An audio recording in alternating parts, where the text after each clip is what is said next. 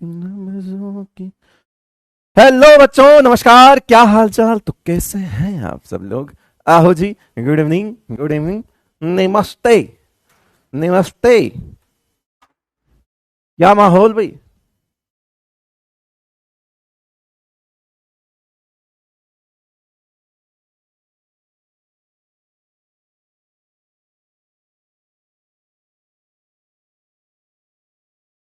और सब वधिया वधिया हो?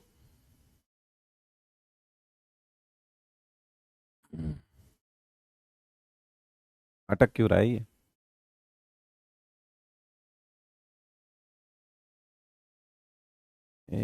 सोया सोया सा लग रहा हूँ। तो जो सो के आया हूँ तो सोया सोया सा ही लगेंगे, क्या है। ठीक है, चलो भाई। जैसे हैं वैसे ही लगने चाहिए। आओ भैया।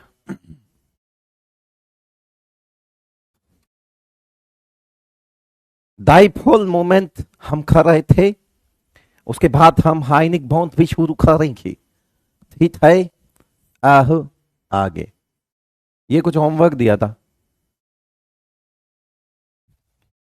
कितने बच्चों ने ये होमवर्क कर लिया? और कम ज्यादा क्या रिलेशन आया इनमें, बताओ। Today is your last class? No, no. हम शनिवार को भी लेंगे, हम रविवार को भी लेंगे। जी हाँ।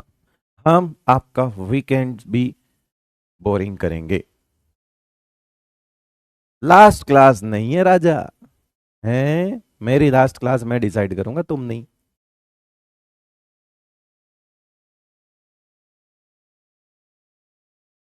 चलो, एनीवेज। सबसे पहले दर्द कहाँ है पता है ना? हाँ। जब जब भी मैं ऐसा लिखूंगा, कहाँ दुखता है पता करना, गलत मत सोचना कहीं दुखेगा। देखना, XCO3 मैंने लिखा है AB3L1। कहीं दर्द हुआ क्या? हुआ? ठीक है। फिर मैंने लिखा है AB4L0, सारे सराउंडिंग एटम सेम है।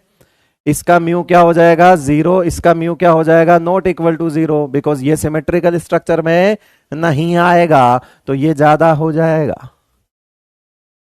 ठीक है। उसके बाद ये तो अपन कर भी चुके हैं, है ना, करवा ही दिया था। है ये भी AB4L0, but surrounding atoms different हैं। तो इसका मतलब है इसका mu not equal to zero होगा, तो ये ज्यादा हो जाएगा और इसका म्यू जीरो हो जाएगा। ठीक है। आओ भाई आगे चलते हैं। क्या ये AB3L1 है? अरे यार, इनमें से खूब सारे सवाल तो मैंने ही करा दिए थे। क्या ये AB5L0 है? इसका म्यू जीरो है, इसका mu is not equal to zero है, ये ज्यादा हो जाएगा। SF4L, ये भी मैंने करवा दिया था। AB4L1 है और ये AB4L0 है, तो ये म्यू जीरो हो गया और ये mu is not equal to zero हो गया। चलो, चलो, ये कर लो। ठीक है भाई। चलो। अभी और कुछ सवाल और करके दिखाओ। चलो, एक दो तीन चार पाँच छः, छठा करो, छठा। मैंने ले लिया H2O और मैंने ले लिया BeCl2। ठीक है। उसके बाद मैंने ले लिया अपने पास सातवां सवाल, अपन करेंगे XCF4। ठीक है। और XCF2। आठवां सवाल SO2 एंड CO2। नौवां सवाल SO2 SO3।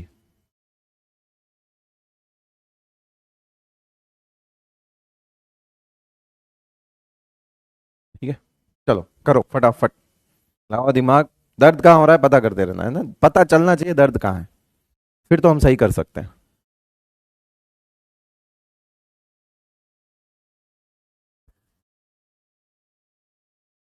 पांचवा रिपीट करूं? चलो। SF4AB4L1 होता है, जीरो नहीं होगा। SiCl4AB4L0, okay. L0 है, जीरो जीरो जीरो जीरो। अच्छा किया। L0 है भाई ये। गलत लिख दिया था। अब ठीक है। प्रिंटिंग एरर सही कर दी बेटा जी। ठीक है। चलो। H2O AB2L2। Ab2L0, mu 0, mu is not equal to 0, इसका ज्यादा हो गया।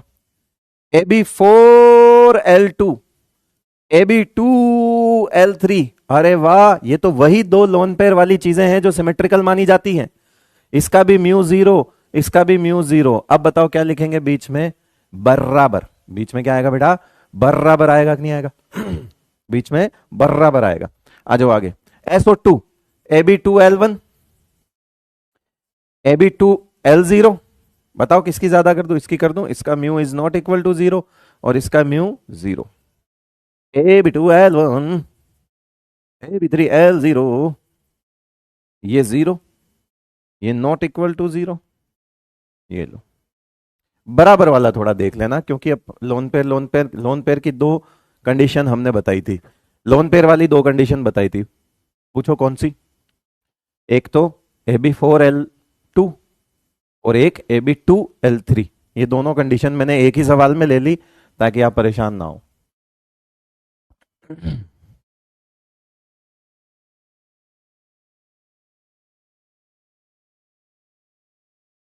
चलिए बाबा, आगे आते हैं। एनसीईआरटी का एग्जाम्पल, सारे एग्जाम्पल एक तरफ और ये वाला एग्जाम्पल एक तरफ।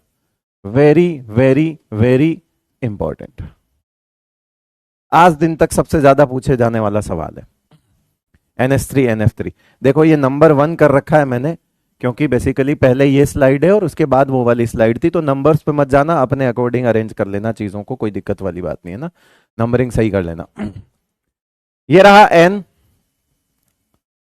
ठीक है। चलो एक काम करते, पहले तुमको कहानी सुनाते हैं। Ab3L1 की कहानी है और इसकी भी Ab3L1 वाली कहानी है। अकॉर्डिंग टू कहानी ये भी नॉट इक्वल टू 0 है और ये भी नॉट इक्वल टू 0 है। मैंने कल समझाया था कि अगर नॉट इक्वल टू 0 है तो तुम बीच में बराबर लगा सकते हो क्या? ये है वो केस। अगर नॉट इक्वल टू 0 है तो बीच में बराबर लगा सकते हो? आंसर है नहीं लगा सकते, जाहिर सी बात है नहीं लगा सकते, है ना, क्योंकि हमें नहीं पता ना कि इसकी वैल्यू कम ज्यादा किसी की भी हो सकती। दोनों 0 नहीं है तो फिर दोनों कोई सी भी वैल्यू, 0 के अलावा तो बहुत सारी वैल्यूज है, कुछ भी हो सकती है। तो इसमें समझने का तरीका क्या है वो ये मैं बताता हूं कि ये रहा नाइट्रोजन, ये रहा हाइड्रोजन, ये रहा हाइड्रोजन, ये रहा हाइड्रोजन। जल्दी बोलो, नाइट्रोजन और हाइड्रोजन में किसकी इलेक्ट्रोनेगेटिविटी ज्यादा? ये रहा नाइट्रोजन, ये रहा फ्लोरीन, ये रहा फ्लोरीन और ये रहा फ्लोरीन और ये रहा लोन पेयर। बताओ नाइट्रोजन हाइड्रोजन में किसकी इलेक्ट्रोनेगेटिविटी ज्यादा है भाई? नाइट्रोजन हाइड्रोजन में किसकी इलेक्ट्रोनेगेटिविटी ज्यादा है? नाइट्रोजन की ज्यादा है। वेक्टर इधर जाएंगे, तीनों वेक्टर इधर कर दो, ठीक है, और इनका रिजल्टिंग वेक्टर ऊपर ही जाएगा ऑब्वियसली, है ना।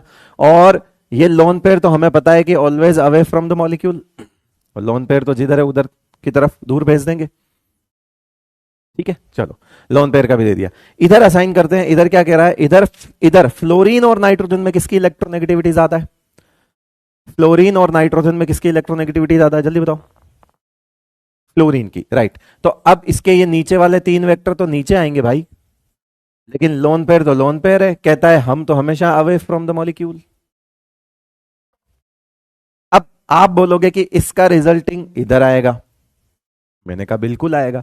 तो आप बोलोगे कि फिर इसका रिजल्टेंट और ये वाला आपस में 180 डिग्री हो गया सर, वो ऊपर जा रहा है और इसका रिजल्टेंट नीचे आ रहा है, तो सर 180 हो गया।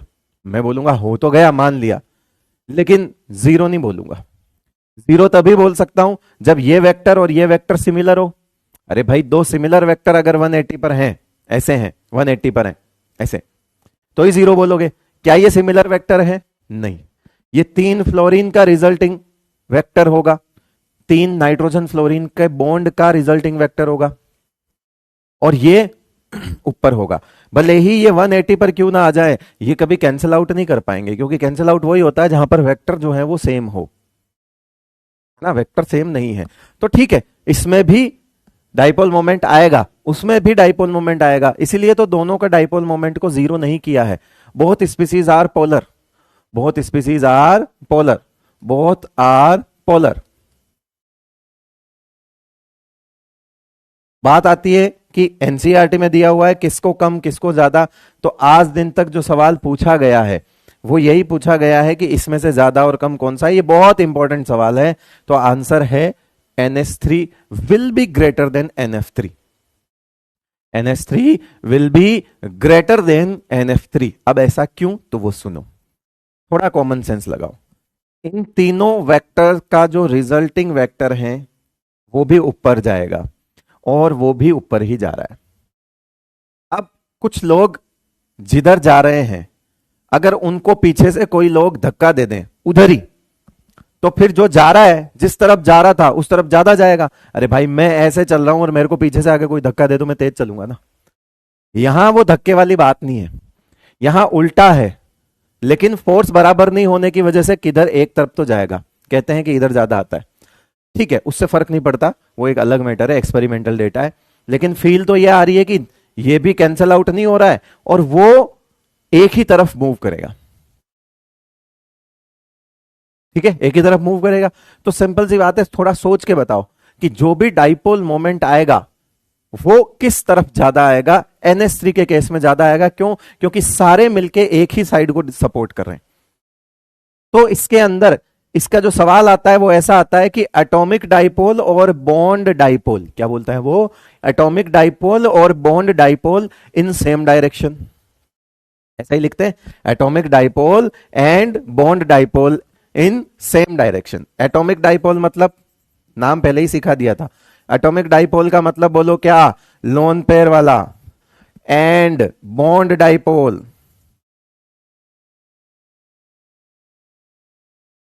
Are in same direction.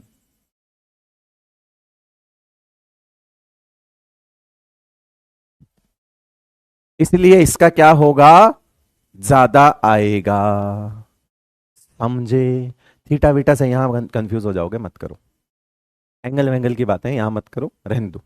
वो ऑर्गेनिक के एग्जाम्पल में ठीक है, मत करो उसको। लॉजिक लग भी जाएगा एक बार के लिए, आंसर आ भी जाएगा, बट मत लगाओ। जो कह रहा हूं वो समझ लो, क्योंकि स्टेटमेंट तो यही आएगा कि in NH3 bond dipole and atomic dipole are in same direction, और ये दोनों इन डिफरेंट डायरेक्शन। आप पूरी लैंग्वेज लिख देना, है ना। इस केस में डिफरेंट डायरेक्शन में है तो इसका म्यू कम। अब सवाल आता है कि अगर NF3 का, है ना, अगर ऐसे सवाल आता है, वो सवाल कैसे बनाता है, ऐसे सवाल बनाता है, इफ डाइपोल मोमेंट ऑफ या mu of NH3 is 1 d by, then mu of NF3 will be पहला 1 d by, दूसरा 2 d by, तीसरा लेस देन 1 d by, चौथा लिख देंगे, कुछ भी लिख दो यार, 4 d by लिख दो तो। बताओ, ऐसे सवाल बनाता है वो। आपको लगता है वैल्यू बेस्ड है क्योंकि वैल्यू दे दी। आपको क्या लगता है, वैल्यू बेस्ड है, क्यों? क्योंकि वैल्यू दे दी। अरे वैल्यू क्या दे दी यार, हो रहा ऑर्डर। कह रहा NH3 एक है, तो NF3 एक तो नहीं हो सकता, दो भी नहीं हो सकता, एक से कम ही होगा। हो सकता हो एक से कोई कम वैल्यू लिखी हुई हो ऑप्शन में, तो वो टिक कर देना, चार तो खैर नहीं हो सकता। ऐसे सवाल बनाता है। हमें एक नजर में अगर ये सवाल देखने पे कैसा लगता है, अरे डेटा बेस्ड आ गया और वैल्यू बेस्ड आ गया, कैसे करेंगे, और कोई कैलकुलेशन करनी, कुछ नहीं करना है ना। अगर वो 1 है तो ये 1 से कम ही होगा फिर। ठीक है,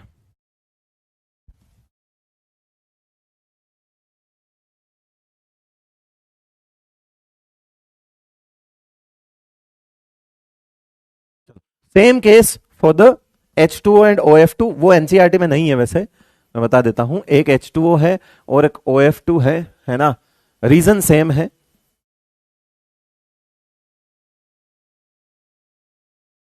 reason same as NH3 NF3, same reason है। कैसे? ये ऑक्सीजन, ये हाइड्रोजन, ये हाइड्रोजन, ये दो लोन पेयर, ये दो लोन पेयर, ये ऑक्सीजन, ये फ्लोरीन, ये फ्लोरीन, ये दो लोन पेयर, ये दो लोन पेयर। अब सोचो, इसका इधर, इसका इधर, रिजल्टिंग उधर ही आएगा, इसका इधर, इसका इधर, रिजल्टिंग इधर आएगा, इसका इधर जाएगा, फिर इसका इधर, इसका इधर, इसका भी इधर और इसका भी इधर, ये सारे मिलके ही एक तरफ जाएंगे।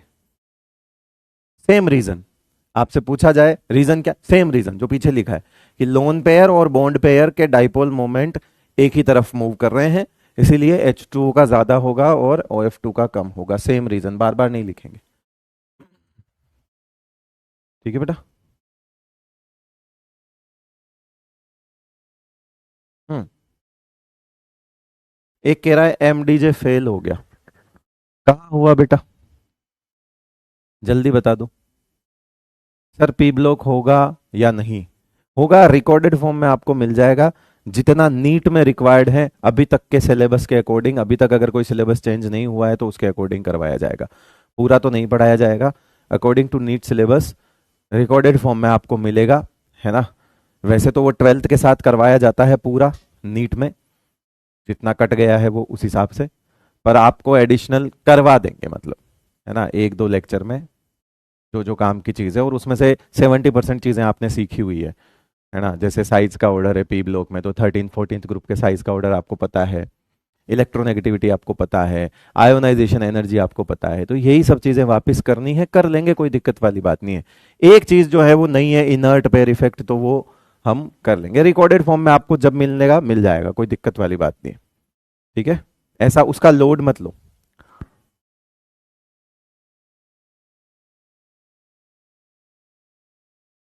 एस ब्लॉक का तो मना ही किया हुआ है भाई, एस ब्लॉक तो है ही नहीं ना, पूरी तरह से उड़ा दिया, हाइड्रोजन भी पूरी तरह से उड़ा दिया। तो अब हम तो नीट के सिलेबस के अकॉर्डिंग चलते हैं ना, आपने स्कूल के लिए बैच थोड़ी खरीदा है या बोर्ड का कोई बैच थोड़ी है ये, इस पर लिखा हुआ है अर्जुना नीट, तो उस हिसाब से चलना पड़ेगा ना, नीट पढ़ा रहे हैं, नीट का सिलेबस चलेगा।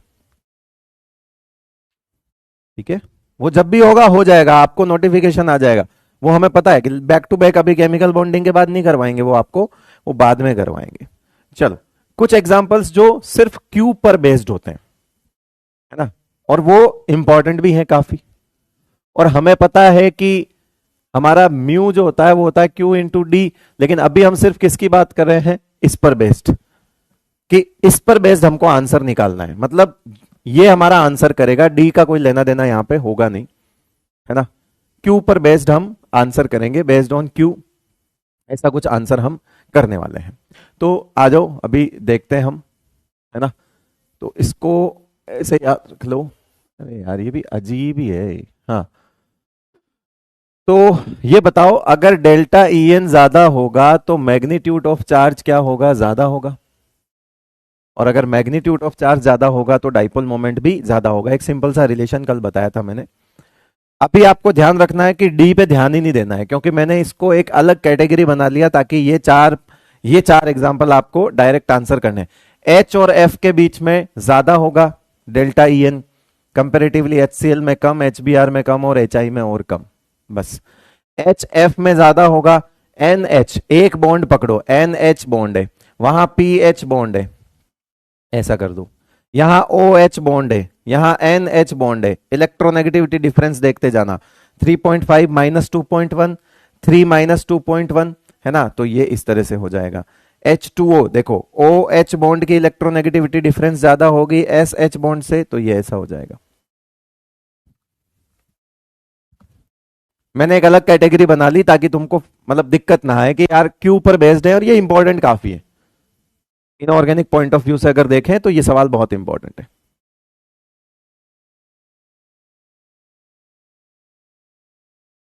ठीक है, फटाफट नोट करो। डाइपोल मोमेंट होता क्या है क्या नहीं है सब कर लिया हमने, जरूरत नहीं है, न्यूमेरिकल क्वेश्चन आए, है ना, कहीं पे न्यूमेरिकल क्वेश्चन दिख जाए डाइपोल मोमेंट का, छोड़ देना। मैंने कहीं पे दिख जाए ना किताब विताब में, मॉड्यूल वॉड्यूल में, छोड़ देना, नहीं करेंगे हम, इतने रिस्क मैं भी लेके चलूंगा कि मेन एग्जाम में नहीं आएगा। ठीक है, न्यूमेरिकल क्वेश्चन डाइपोल मोमेंट का इनऑर्गेनिक से नहीं आएगा, जाओ, तो नहीं करेंगे हम। चलिए आइए,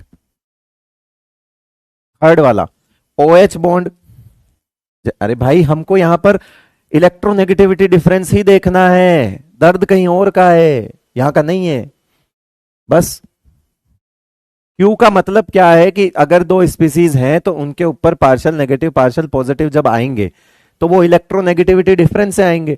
तो ये जितने ज्यादा होंगे उतना ही ज्यादा डाइपोल मोमेंट होगा, यानी कि यहां से वेक्टर इधर आएगा।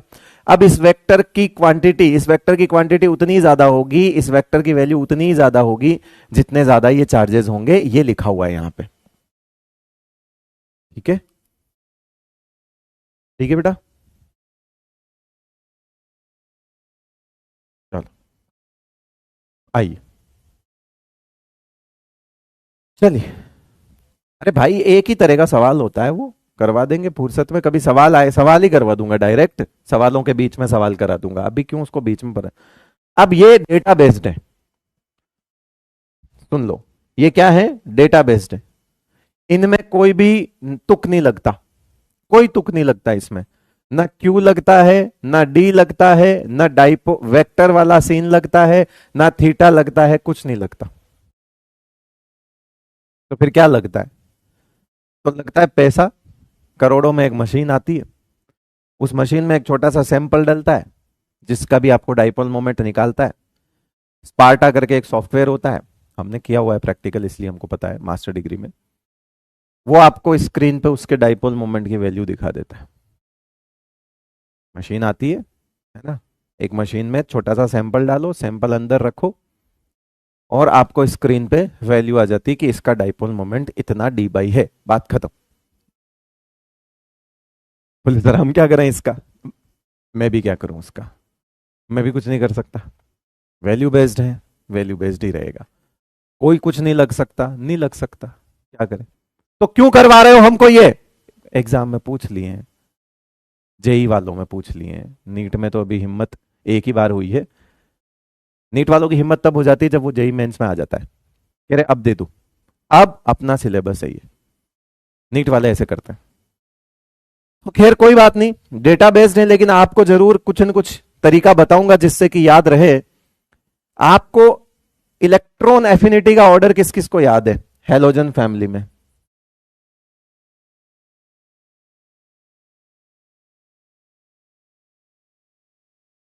किसी को याद है क्या, हेलोजन फैमिली का इलेक्ट्रॉन एफिनिटी ऑर्डर याद है क्या, जल्दी बोलो। कह रहे वो मशीन एग्जाम में अलाउड नहीं है ना। बहुत मतलब आप 11वीं क्लास में हो, आप इतना ही सोच के इतना ही पूछ सकते हो। ठीक है, देख मेरे को ऐसी चीजें बताने से डर लगता तो मैं ये स्लाइड ही गायब कर देता। मुझे पता है कि ये एग्जाम के, तेरे को मशीन से कोई लेना देना तो है नहीं। तेरे को ये 3 ऑर्डर याद करने कर सकता है, तेरे को ये 3 ऑर्डर याद करने कर सकता है। वो क्या था, वो ClF Br I था क्या। बोले सर इसका क्या लेना देना है। नहीं नहीं, लेना देना कुछ नहीं है इसका, उससे लेना देना कुछ नहीं है। मैं तो जस्ट आपको याद दिला रहा था कि Cl पहले आता है, F बाद में आता है। क्या सर आप पागल हो गया, क्या खाते हो आप खाने में, ऐसी हरकतें क्यों कर रहे हो, यहां पर इलेक्ट्रॉन एफिनिटी क्यों। अरे मैं तो याद दिला रहा था ताकि तुम्हारा पहला वाला आंसर सही हो जाए। ये देखो, ये फ्लोरीन है, ये क्लोरीन है, ये ब्रोमीन है, और ये आयोडीन है। इसको 1 नंबर दे दो, ये ज्यादा होगा, ये 2 नंबर दे दो, ये 3 नंबर दे दो, और ये 4 नंबर दे दो। एमडीजे देखो ऐसे ही होता है बेटा, कभी कभी सस्ते एमडीजे भी काम करते हैं, क्योंकि अल्टीमेटली हमें तो आंसर निकालना होता है। जिसको ये ऑर्डर याद है उसको वो हो जाएगा। सर इसका उससे कोई रिलेशन है, बिल्कुल नहीं। लेकिन दिमाग में एक रिलेशन तुमको बनाना है कि उसका ऑर्डर वैसा ही होता है जैसा इलेक्ट्रॉन एफिनिटी का ऑर्डर होता है। बोले क्लोरीन वाले को पहले नंबर पे ले आओ। अब डेटा बेस्ड है, वैल्यू बेस्ड है, लेकिन याद तो तुमको करना ही पड़ेगा। याद करने का तरीका, जिसको क्लोरीन ये इलेक्ट्रॉन एफिनिटी का ऑर्डर याद है वो 1 नंबर, 2 नंबर, 3 नंबर, 4 नंबर वैसे ही अरेंज कर लो उसको। याद हो गया, याद हो गया, ठीक है। दूसरा वाला, ये तो और ही खतरनाक है भाई साहब, ये तो और ही खतरनाक है कि इसको कैसे करें। 1 Cl 1 number, 2 Cl 2 number, 3 Cl 3 number, 4 Cl 4 number, ये तो जीरो ही हो जाता है। खैर, तो ये ऐसे हो गया। अब बताओ किसको चाहिए मशीन मेन एग्जाम में, किसको चाहिए मशीन, किसी को मशीन चाहिए क्या। मशीन चाहिए, मशीन ने हमारी मदद करी, उसने बेचारे ने ऐसा कुछ निकाला कि उसका ज्यादा आता है, इसका कम आता है, उसका कम आता है, उसका। तो 1 CL 1 number, 2 CL 2 number, 3 CL 3 number, 4 CL 4 number. Kunal को ब्लॉक कर दो। कुणाल अपनी फेवरेट डिश का नाम ले रहा है यहां पे, डार्क चॉकलेट। उसको आप ब्लॉक कर दीजिए, और वो मुझे कह रहा है कि आप वो खाते हो क्या। तो कुणाल को ब्लॉक कर दो। Technical team any time available होती है बेटा क्लास के टाइम पे। अभी देख तेरा नाम नोट हो गया, ठीक है। अभी पता चलेगा तेरे को कि क्या खाता हूं मैं और क्या नहीं। कुणाल, डार्क चॉकलेट तू खाता है क्या?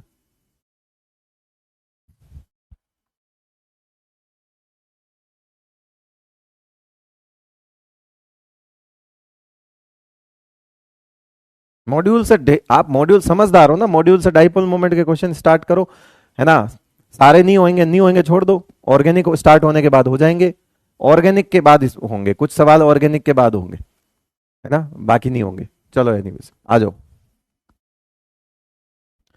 H2O और HF में H2O ज्यादा होता है, लेकिन एक चीज ध्यान रखना, ये सिर्फ अकॉर्डिंग टू एनसीईआरटी है, ये अच्छे से याद रख लेना।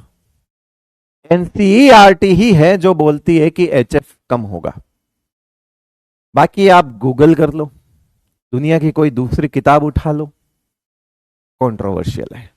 और अब मुझे भी पता है कि HF ज्यादा होता है, लेकिन एनसीईआरटी वालों ने कह रखा है, वैल्यूज दी हुई है बकायदा एक टेबल के अंदर।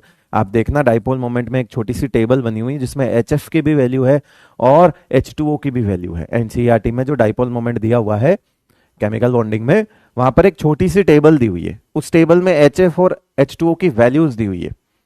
आपको देखने पे पता लगेगा कि H2O को ज्यादा दे रखा है उन्होंने।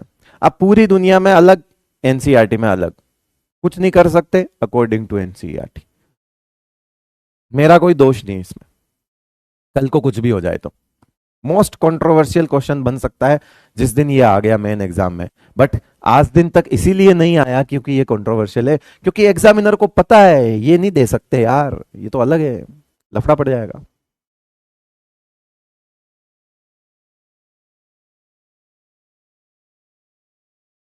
चलो, हो गया हमारा डाइपोल मोमेंट। कुछ स्पेशल केस है, करना चाहोगे?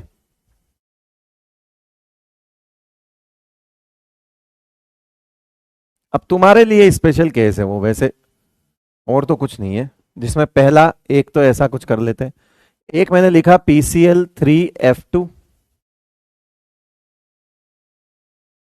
और एक मैंने लिखा PCl2F3।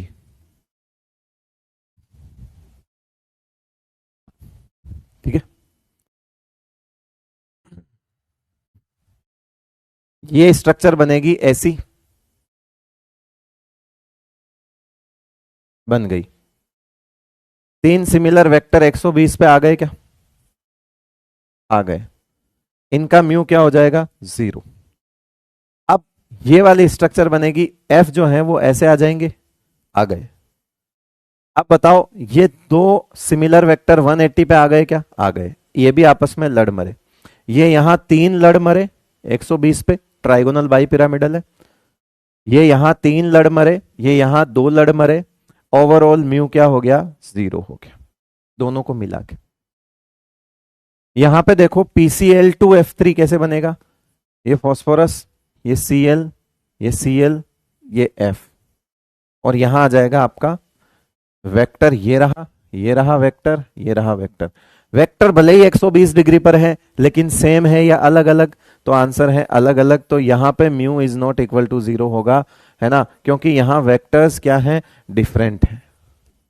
थीटा भले ही 120 डिग्री है लेकिन एक फ्लोरीन जा रहा है, ठीक है, गया। फिर यहां बना दो एक फ्लोरीन, यहां बना दो एक फ्लोरीन। ये 11th क्लास का लेवल नहीं है पर करवाना पड़ता है, क्या करें। ये लो, ये दोनों आपस में क्या हो चुके हैं? इनका, अगर इनकी बात करूं, इनकी बात करूं, अगर इनकी बात करूं तो ये तो म्यू 0 है, लेकिन अगर इसकी बात करोगे तो नहीं है 0, तो ओवरऑल तो नहीं होगा ना 0। अरे भाई, एक ये दो भले ही लड़ मरे, लेकिन यहां पर तो लड़ाई में कुछ न कुछ निकल के आएगा, ये तो कैंसिल नहीं होंगे क्योंकि यहां वेक्टर डिफरेंट है। यहां तो हो गया अपना ऐसे वाला। ठीक है, अब सुन लो, अगर ये जीरो और वो नॉट इक्वल टू जीरो है तो बताओ डाइपोल मोमेंट किसका ज्यादा होगा, जल्दी बताओ। डाइपोल मोमेंट किसका ज्यादा होगा, इसका ज्यादा होगा। स्पेशल केस, स्पेशल केस इसलिए लिखा है कि थोड़ा सा मतलब कहते हैं ना कि अलग से, केवल एग्जांपल से समझ लो इस चीज को, कोई कॉन्सेप्ट नहीं होता इनका। दिमाग लगाओ थोड़ा सा, स्ट्रक्चर आपको बनी हुई है, आप देख लो। यस, हमेशा याद रखना कि ये जो ट्राइगोनल बाई पिरामिडल ज्योमेट्री होती है, एमडीजे लगा दो।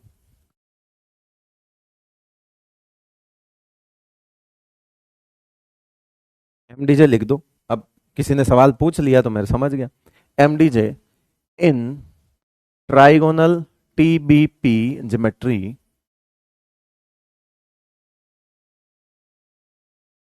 High EN, high EN element है ना, को प्रेफर करेंगे एक्सीएल पे। ठीक है भाई, ये हो गया पहला। दूसरा, लोन पेयर को प्रेफर करेंगे, ये तो हमको पता ही है, इक्वेटोरियल पे, ये तो हमने खूब पढ़ा है।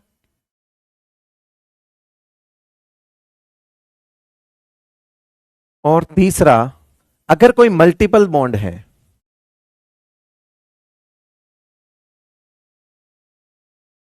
अगर कोई मल्टीपल बॉन्ड आ जाता है तो वो भी इक्वेटोरियल पे जाएगा।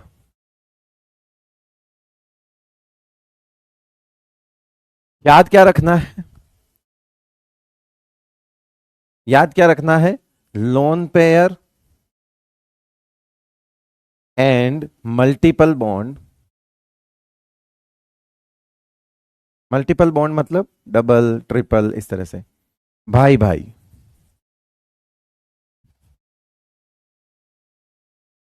दोनों को सेम पोजीशन दो।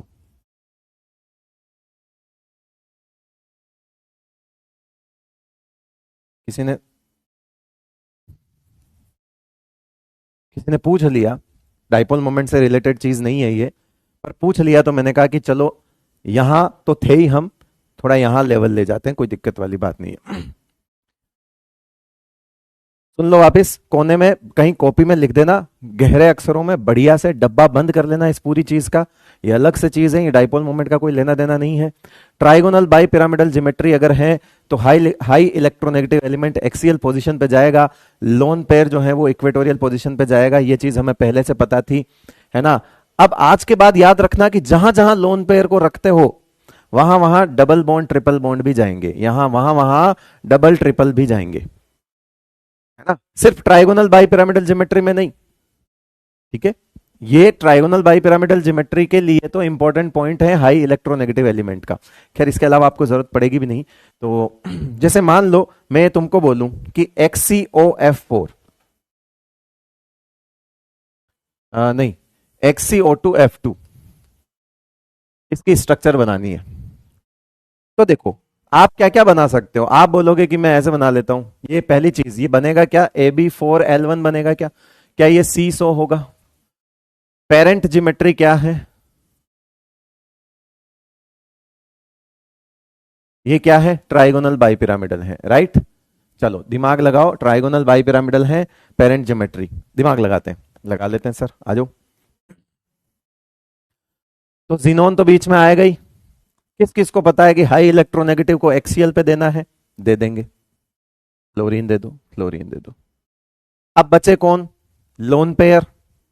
और कितना लोन पेयर बचा, बोले एक। लोन पेयर कहां आएगा, यहां आएगा इक्वेटोरियल पे। डबल बॉन्ड यानी कि मल्टीपल बॉन्ड भी कहां आएगा, इक्वेटोरियल पे। ये इसकी स्ट्रक्चर सही होगी। अब क्योंकि इसकी स्ट्रक्चर बनाने को तो तुम ऐसे भी बना सकते हो, तुमको अगर ये चीजें नहीं पता हो तो तुम ऐसे बना लोगे,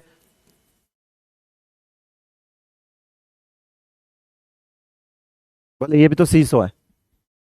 वो जानना क्यों जरूरी है, अब बेटा उसके कॉन्सेप्ट भी मुझे पता है, परसेंटेज एस कैरेक्टर से और उन सबसे बातें होती है ना, सब कुछ पता है मुझे। लेकिन मैं नहीं बताना चाहता, क्यों? क्योंकि लेवल नहीं है ना बेटा। मैं अभी इसका हाइब्रिडाइजेशन जो है ना वो sp3d होता है। मैं आपको कंफ्यूज नहीं करना चाह रहा, खाली सुन लेना, नोट मत करना। हमने sp3d को दो पार्ट में डिवाइड किया था कि ये sp2 प्लस pd होता है, राइट? तो बताओ sp2 से क्या बनता है? ट्राइगोनल प्लेनर, यानी कि बीच वाली पोजीशन जो बनती है ट्राइगोनल बाई पिरामिडल की, बीच वाली पोजीशन जो बनती है ट्राइगोनल बाई पिरामिडल की, वो sp2 की मिक्सिंग से बनती है। यहां sp2 ऑर्बिटल है, यहां sp2 ऑर्बिटल है, यहां भी sp2 ऑर्बिटल है। sp2 का मतलब तीन बनेंगे, ये तीन ऐसे बनते हैं, ठीक है? और ये जो बनता है ये p प्लस डी से बनता है, यानी कि pd मान लो इसको। एक पीडी इधर, एक पीडी इधर, कितने मिलेंगे? अरे दो मिलेंगे, एक पी मिलेगा, एक डी मिलेगा, तो दो मिलेंगे तो दो बनेंगे, एक ये रहा, एक ये रहा, ऐसे होता है। अब हाई इलेक्ट्रोनेगेटिव एलिमेंट का काम क्या है? हिम्मत है तो सुनो, नहीं समझ आता है सुन के भूल जाना, कभी नहीं आएगा, इतना गहरा कोई नहीं पढ़ाएगा, मैं पढ़ा रहा हूं, सिखा रहा हूं, मतलब नोट मत करना, कोई दिक्कत नहीं। हाई इलेक्ट्रोनेगेटिव को इलेक्ट्रॉन पसंद है, हाई इलेक्ट्रोनेगेटिव एलिमेंट हम यहां क्यों जोड़ रहे हैं, एक्सियल पोजीशन पे सिखा रहा हूं। हाई इलेक्ट्रोनेगेटिव को इलेक्ट्रॉन पसंद है कि नहीं है? पसंद है।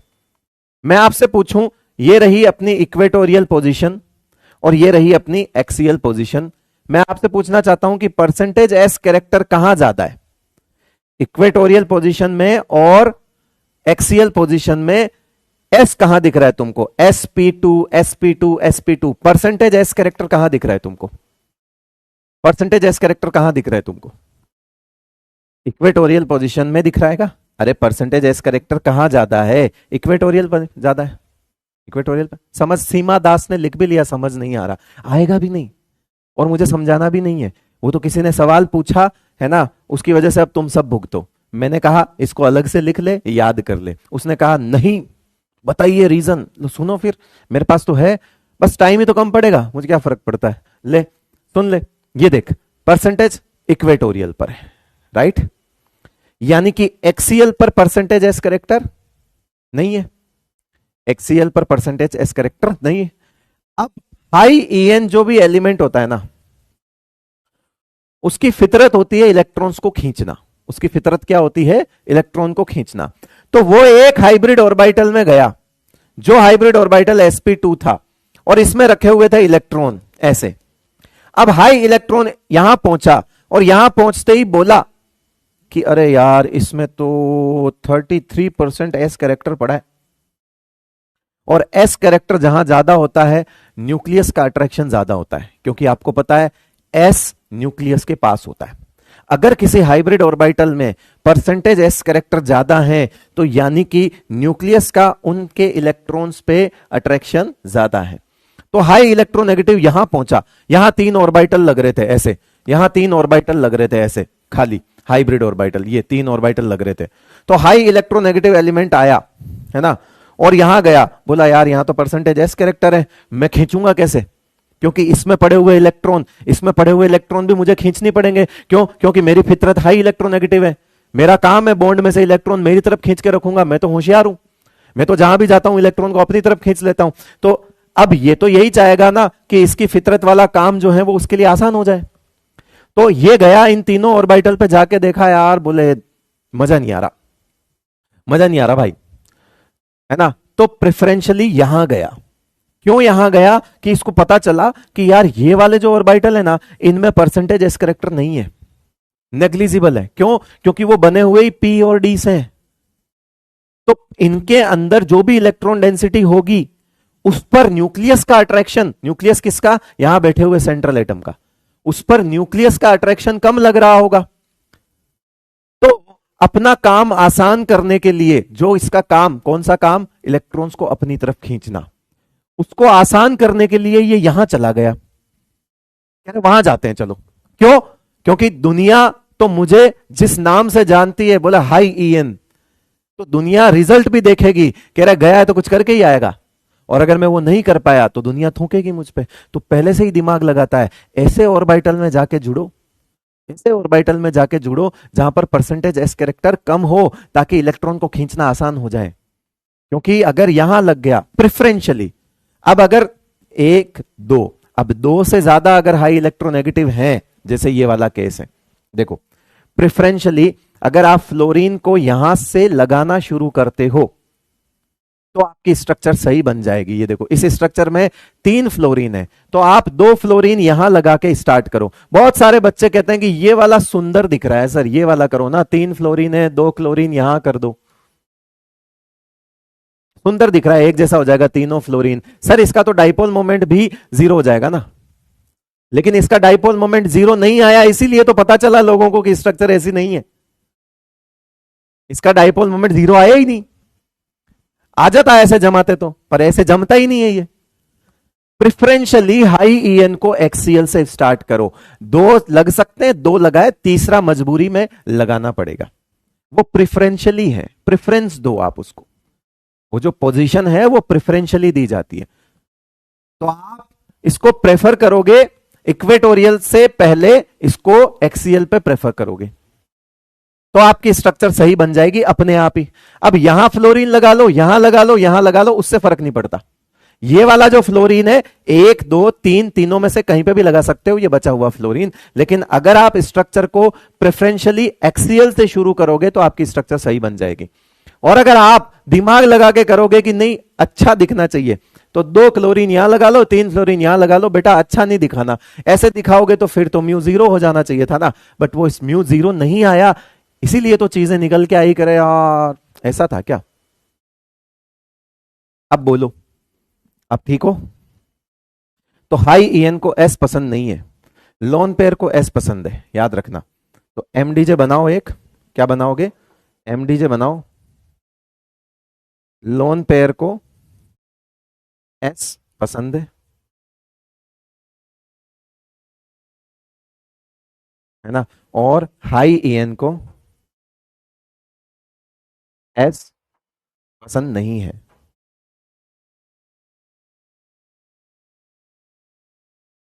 तो हाई ईएन वहां जाएगा ही नहीं प्रेफरेंशियली जहां पर परसेंटेज एस कैरेक्टर, और जहां और मान लो जुड़ भी गया है ना, और मान लो जुड़ भी गया तो भी अपनी हरकतों से बाज नहीं आएगा। अब आप यहां जैसे इसकी बात करूं मैं, यहां जुड़ भी गया तो भी ये क्या करने वाला है कि परसेंटेज एस कैरेक्टर को इधर डिक्रीज करेगा बैठा बैठा अपनी हरकतों से, और इधर से घटेगा तो इन दोनों बॉन्ड में बढ़ जाएगी।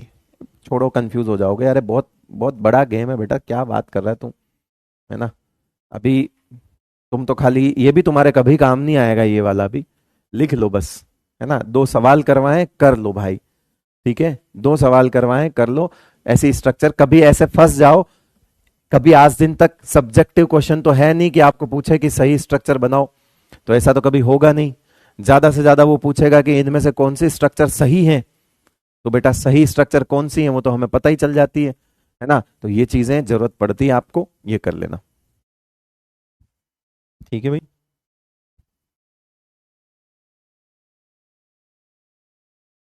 अच्छा, ये मैं कुछ स्ट्रक्चर बना रहा हूं तो मेरे को बताना सही कौन सी गलत कौन सी। कुछ स्ट्रक्चर बना रहा हूं मैं, सही कौन सी गलत कौन सी बताना मेरे को।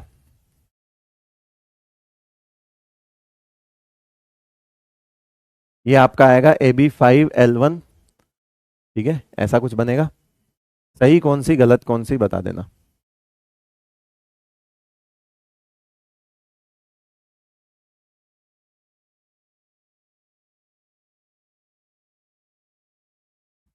ए और बी में से सही कौन सी है? ये ए और ये बी, सही कौन सी? किस लेवल का कर रहे हो तुमको पता भी है आईओसी है? तुम्हारा लिखना आसान है कि समझ नहीं आ रहा है? तुमको पता है ना कि कंटेंट की वैल्यू क्या है, पता है ना तुमको? इसको देख देख के बहुत मास्टर बन गए और पढ़ा भी रहे हैं आज क्लासों में, हो सकता हो तुम में से कोई जाके उनसे पढ़ भी लेगा। कंटेंट की वैल्यू समझ लेना।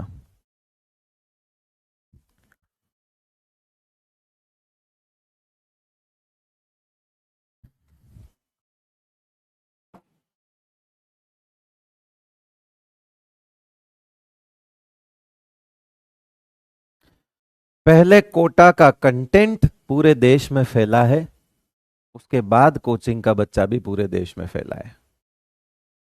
एक स्टेप पहले सोचो, संतुष्टि तो कंटेंट से ही मिलती है कि माल में दम कितना है।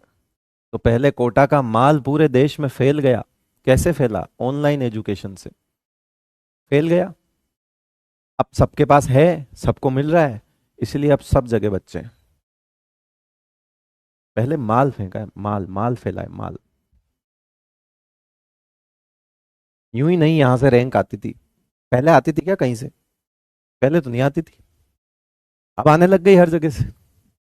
फर्क पड़ता है, चीजों का फर्क पड़ता है। पहले ज्ञान इधर उधर फैला, और मैं उससे कोई परेशान नहीं हूं, मैं खुश हूं उस बात से। एक बच्चा अपने घर पे रहकर कोचिंग करे और वहीं से सेलेक्ट हो जाए, उसके कितने पैसे बचेंगे? उसको वही कंटेंट वहीं पे मिल जाए, इससे अच्छी बात क्या हो सकती है? मैं तो खुद जिस प्लेटफॉर्म पे खड़ा हूं, हम ऑनलाइन वाले हैं खुद, तो मैं उसकी बुराई तो करता नहीं, मैं तो खुद उसको अप्रिसिएट करता हूं इस चीज को कि बढ़िया है भाई, मिल जाए तो अच्छा है। कोई भी भला करे, भला होना जरूरी है। यस, ये सही है। क्योंकि आप बताओ, इस वाली स्ट्रक्चर में क्या सिखाया था मैंने आपको? जो स्क्वायर बाई पिरामिडल स्ट्रक्चर थी, इस पे मैंने क्या सिखाया था आपको? कि first lone pair at any position,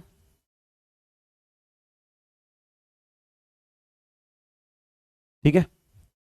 लेकिन अगर सेकंड लोन पेयर है ना, दो लोन पेयर है एट अपोजिट पोजीशन,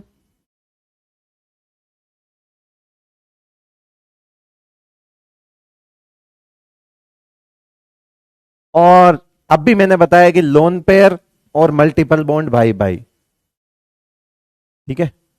अभी मैंने बताया कि lone pair and multiple bond, multiple bond को ऐसे लिख दो, डबल बॉन्ड ट्रिपल बॉन्ड भाई भाई।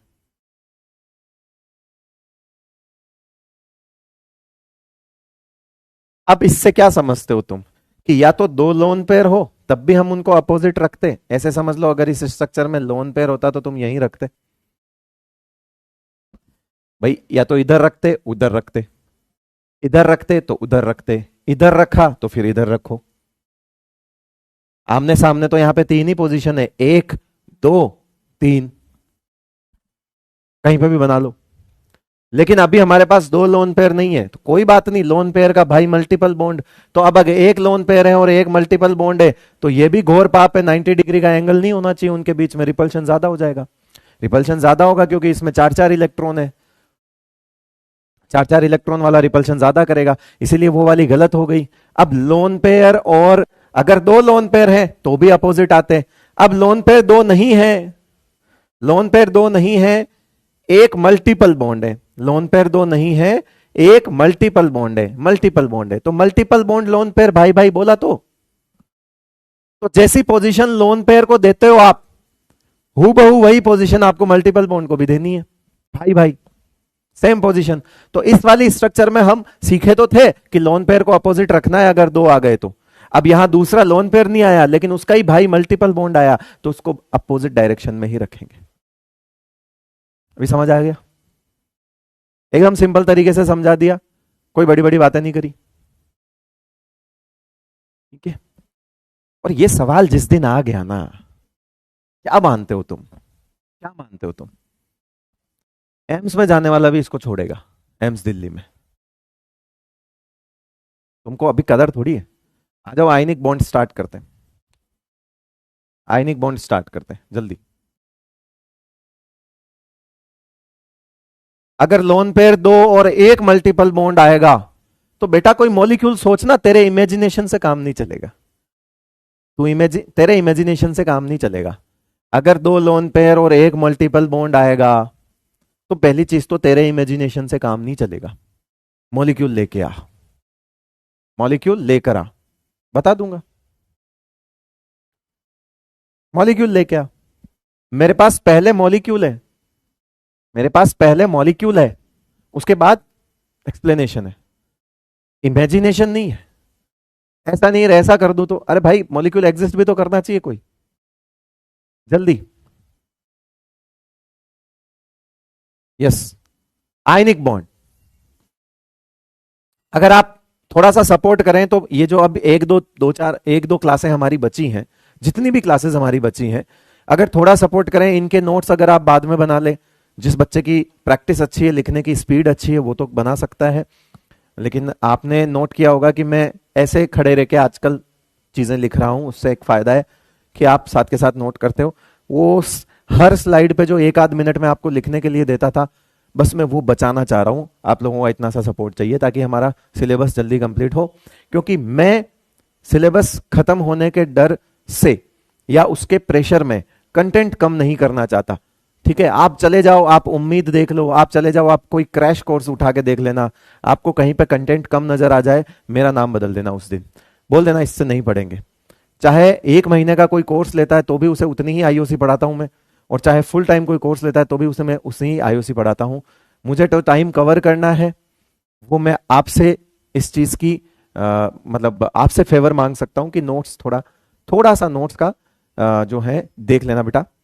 ठीक है, हो सकता हूं मैं थोड़ा जल्दी में स्लाइड चेंज करूं इन दिनों। आयनिक बॉन्ड के बारे में एक और नाम होता है इलेक्ट्रोवैलेंट बॉन्ड। सभी जानते हैं कि केटायन एनायन के बीच में जो बॉन्ड होता है वो ऐसा होता है ना, एक प्लस होगा, फिर एक माइनस होगा, एक प्लस होगा, फिर एक माइनस होगा, इस तरह से। फिर यहाँ पे नीचे माइनस होगा, यहाँ ऑल्टरनेट जमे होते हैं, फिर माइनस होगा, फिर प्लस होगा, फिर यहाँ प्लस होगा, फिर यहाँ माइनस होगा, ये प्लस होगा, यहाँ माइनस होगा।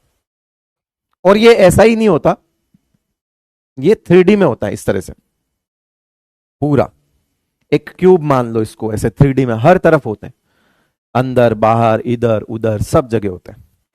ठीक है, इसको बोलते हैं आयोनिक लैटिस। इसको क्या बोलते हैं? Ionic lattice. आयोनिक लैटिस बोल दो, इसको लैटिस बोलते हैं, इसको बोलते हैं आयोनिक लैटिस और क्रिस्टल लैटिस। नाम होता है इसका एक और, आयोनिक लैटिस और क्रिस्टल लैटिस। चलो, बहुत कुछ इसके बारे में जानते हैं, बहुत कुछ चीजें सीखते जाएंगे, इसी के बारे में चर्चा करते हैं। इस लैटिस को देखकर यह समझ आ जाता है, इस लैटिस को देखकर यह समझ आता है कि यहां पर अपोजिटली चार्ज्ड आयंस के बीच में फोर्स ऑफ अट्रैक्शन है। सर, सिमिलर चार्जेस के बीच में रिपल्शन भी तो होगा बट नेग्लिजिबल होगा। क्यों? क्योंकि अगर मुझे बताओ कि तुम इतना नेगेटिव सोचोगे कि नहीं सर, मैं तो इन दोनों के प्यार के बारे में नहीं सोच रहा, जो कि अगल बगल है, अगल बगल तो प्यार ही चल रहा है, लेकिन सर मैं तो उधर के रिपल्शन के बारे में सोचूंगा। बोले प्लस और प्लस का, बोले रिपल्शन, माइनस और माइनस का रिपल्शन। बोले सर मैं तो जीवन में झगड़े के अलावा कुछ सोचता ही नहीं हूं। तो मैं ये बोलता हूं कि जो जीवन में झगड़े के अलावा कुछ नहीं सोचता है वो कभी स्टेबल होता है क्या? नहीं होता।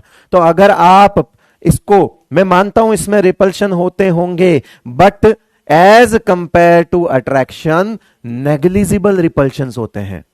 और अगर रिपल्शंस डोमिनेट हो गए, अगर रिपल्शंस डोमिनेट हो गए तो ये लैटिस बनेगा क्या कभी? क्या कभी ये लैटिस, ये जो लैटिस है ये कभी बनेगा क्या, एग्जिस्ट करेगा? आंसर है नहीं करेगा सर। और अगर लैटिस एग्जिस्ट नहीं करेगा तो फिर कभी कोई आयनिक कंपाउंड एग्जिस्ट करेगा क्या? नहीं करेगा सर। लो फिर, तो इसका मतलब है कि इतना भी नेगेटिव मत सोचो कि स्टेबल ही ना हो चीज। तो यहां पर अट्रैक्शंस भी होते हैं, यहां पर रिपल्शंस भी होते हैं। अगर आपके पास रूम टेम्परेचर पर सोडियम क्लोराइड अवेलेबल है तो इसका मतलब है वो स्टेबल है, और अगर वो स्टेबल है इसका मतलब है उसका लैटिस स्टेबल है, और अगर लैटिस स्टेबल है तो इसका मतलब है उसमें अट्रैक्शन ज्यादा है और रिपल्शन नेग्लिजिबल है। तो हमेशा याद रखना, नेग्लिजिबल रिपल्शंस को मानते हुए चीजों को देखेंगे तभी कोई चीज एग्जिस्ट कर पाएगी, अदरवाइज नहीं करेगी। नहीं करेगी तो हम फिर पढ़ क्यों रहे? दुनिया में आयनिक कंपाउंड एग्जिस्ट ही नहीं करेंगे ना फिर तो इतना भी नेगेटिव नहीं सोचना होता है लाइफ में, है ना। सीख भी साथ के साथ, लाइफ लेसन्स भी चल रहे हैं, वो भी देखते रहो। तो कभी याद रखना बेटा कि हमेशा प्यार के बारे में भी सोचो। तकरार तो देखो छोटी मोटी तो सब जगह होती है, तो देखो तकरार को नेग्लिजिबल मानोगे तभी तो प्यार काम आएगा और स्टेबल रहेगा। अब ये छोटी क्लासों में बता दिया कि Na तो फिर Na प्लस बन गया, फिर Cl तो उसने वो इलेक्ट्रॉन खा लिया, है ना, और यहां पे खा के ये Cl माइनस बन गया, फिर Na प्लस और Cl माइनस के बीच में आयनिक बॉन्ड हो गया। ऐसा ऐसा छोटी क्लासों में पढ़ा था। ठीक है, ऑक्टेट रूल में भी बता दिया था। तो पहली लाइन तो मैं नहीं पढ़ा रहा, पहली लाइन तो हो गई, ऑक्टेट रूल में भी बता दिया था। Electrostatic force, coulombic force, F is equals to K Q1 Q2 upon R square.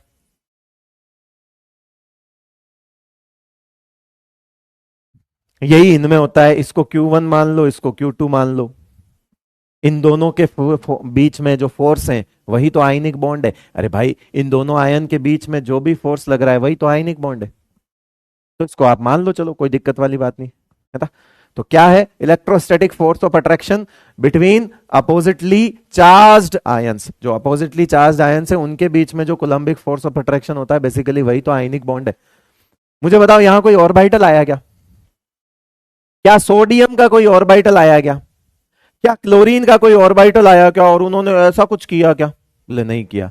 बोले तेरा हाइब्रिडाइजेशन बता। बोले ये क्या होता है?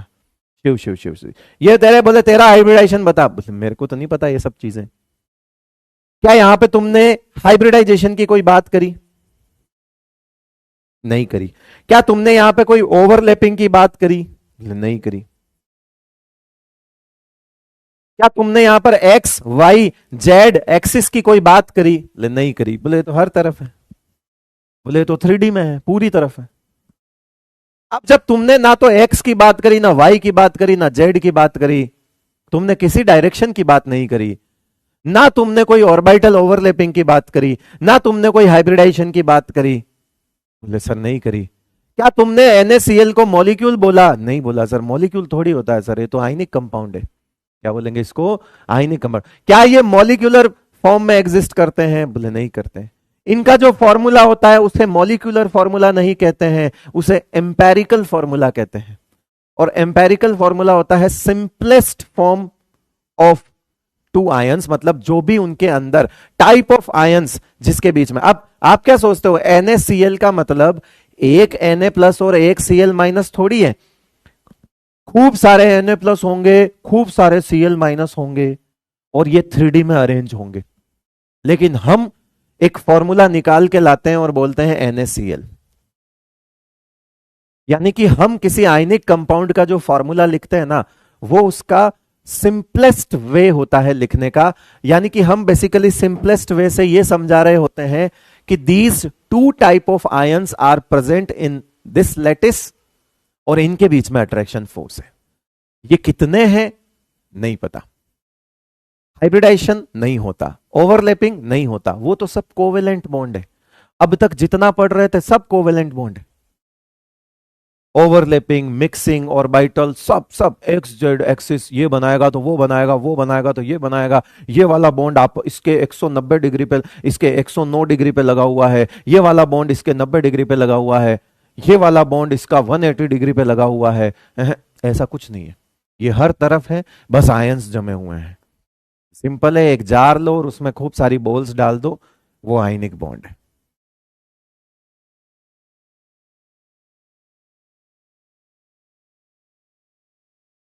ठीक है, तो मुझे बताओ, क्या ये कोवेलेंट बॉन्ड जैसा है? नहीं है।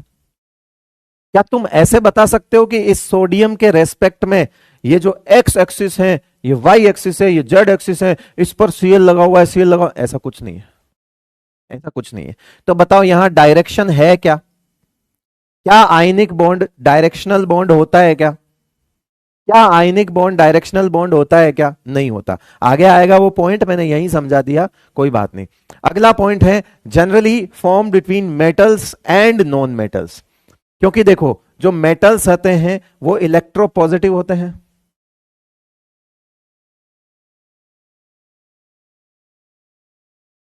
और जो नॉन मेटल्स होते हैं वो इलेक्ट्रो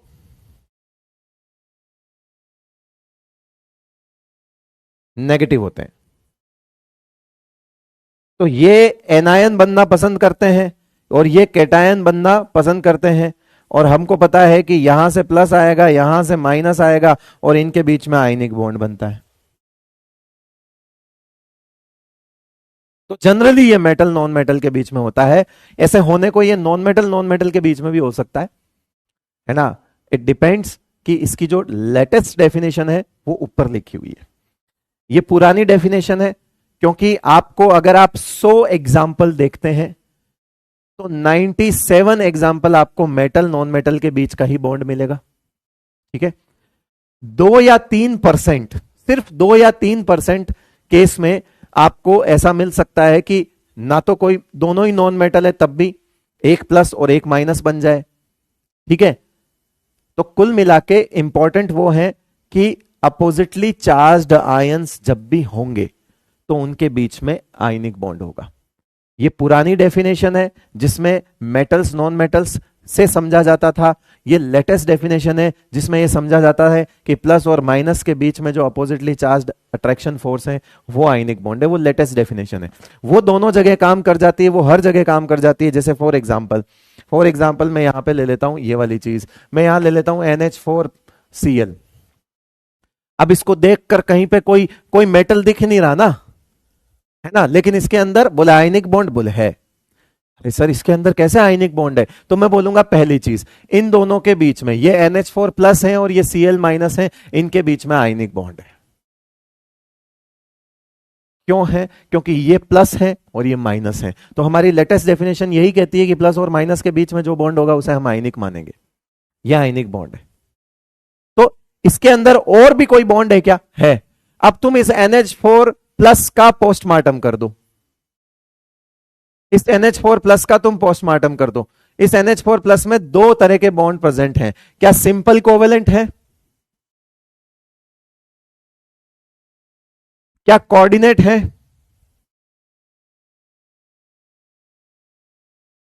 क्यों? क्योंकि नाइट्रोजन जब भी चार बॉन्ड बनाता है तो हमें पता ही है, वो तो NH3 था पहले, फिर उसके ऊपर H प्लस ने अटैक किया तो ये लोन पेयर इस पे आया, फिर ये NH4 प्लस बना था। याद है? ऐसा कुछ याद है? तो इसका मतलब है इस मामले में, इस पूरे कंपाउंड में अगर हम देखें, इस पूरे कंपाउंड में अगर देखें तो आयनिक है क्या? है। कोवेलेंट है क्या? है। कोऑर्डिनेट है क्या? है।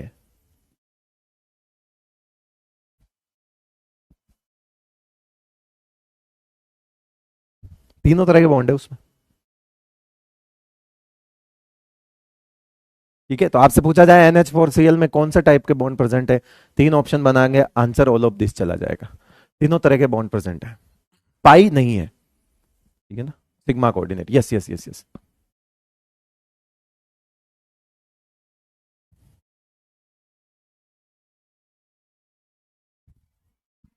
चाय का बोलना, इतनी बार चाय चाय लिखते हैं कि याद आ जाती चाय के। बढ़िया, इज्जत से।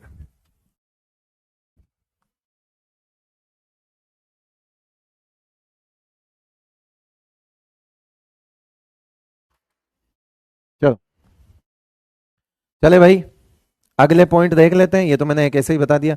आयनिक compounds are generally solid, brittle in nature. Brittle मतलब जैसे ऐसे आता ना, नमक होता है तो वो आपको ब्रिटल नेचर में होता है। अगर नमक की कोई कभी गांव में आपने वो बड़ा सा वाला नमक देखा हो, है ना, तो वो बड़े बड़े ऐसे पीसेस में आता है।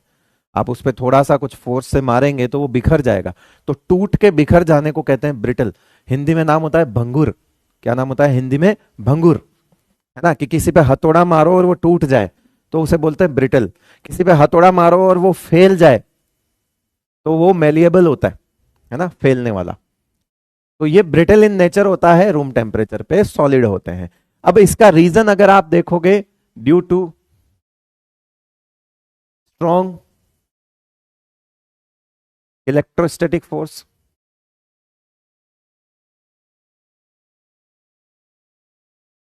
जो कि किस में प्रेजेंट है? लेटिस में, ये रहा। इस वजह से ये स्ट्रॉन्ग है। ये फोर्स इतना स्ट्रॉन्ग होता है कि ये जनरली रूम टेम्परेचर पे सॉलिड ही होते हैं। अब जितना ज्यादा फोर्स स्ट्रॉन्ग होगा, आयंस उतने ज्यादा पास होंगे, और आयंस जितने ज्यादा पास होंगे उनके सॉलिड होने के चांसेस उतने ही ज्यादा है।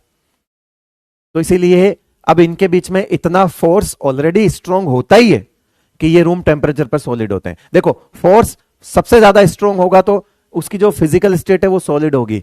अगर फोर्स थोड़ा वीक पड़ेगा तो वो लिक्विड स्टेट में जाएगा। अगर फोर्स और वीक पड़ेगा तो वो गैसियस स्टेट में या वेपर फेज में जाएगा। Thank you Rajkumar ji.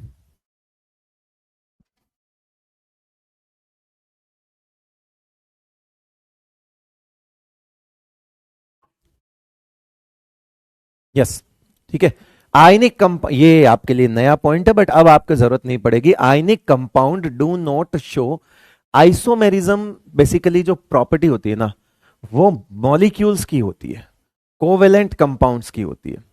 Ionic compounds do not show isomerism, है ना। रीजन लिख देना, बिकॉज ड्यू टू, ऐसे लिख दो, due to absence of directional bonds.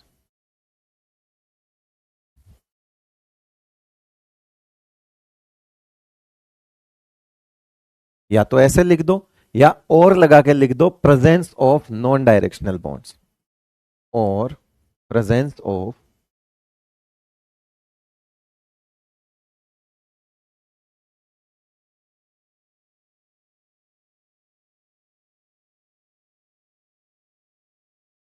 देखो फिर से मैं वही कहूंगा, जो हर तरफ है वो नॉन डायरेक्शनल है।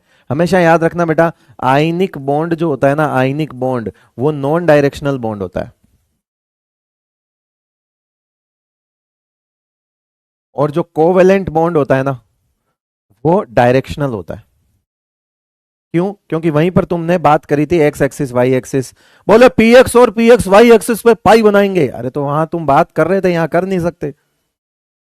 अब जब डायरेक्शन की बात नहीं कर सकते तो आइसोमेरिज्म जो एक प्रॉपर्टी होती है, वो आइसोमेरिज्म में क्या प्रॉपर्टी होती है कि फॉर्मूला नहीं बदलता, फॉर्मूला वही रहता है, एटम्स की पोजीशन को चेंज करते हैं। आज इस डायरेक्शन में रखा, बोले दो एटम्स आपस में 90 डिग्री पे रखे हैं, फिर दो एटम्स आपस में 180 डिग्री पे रखे हैं।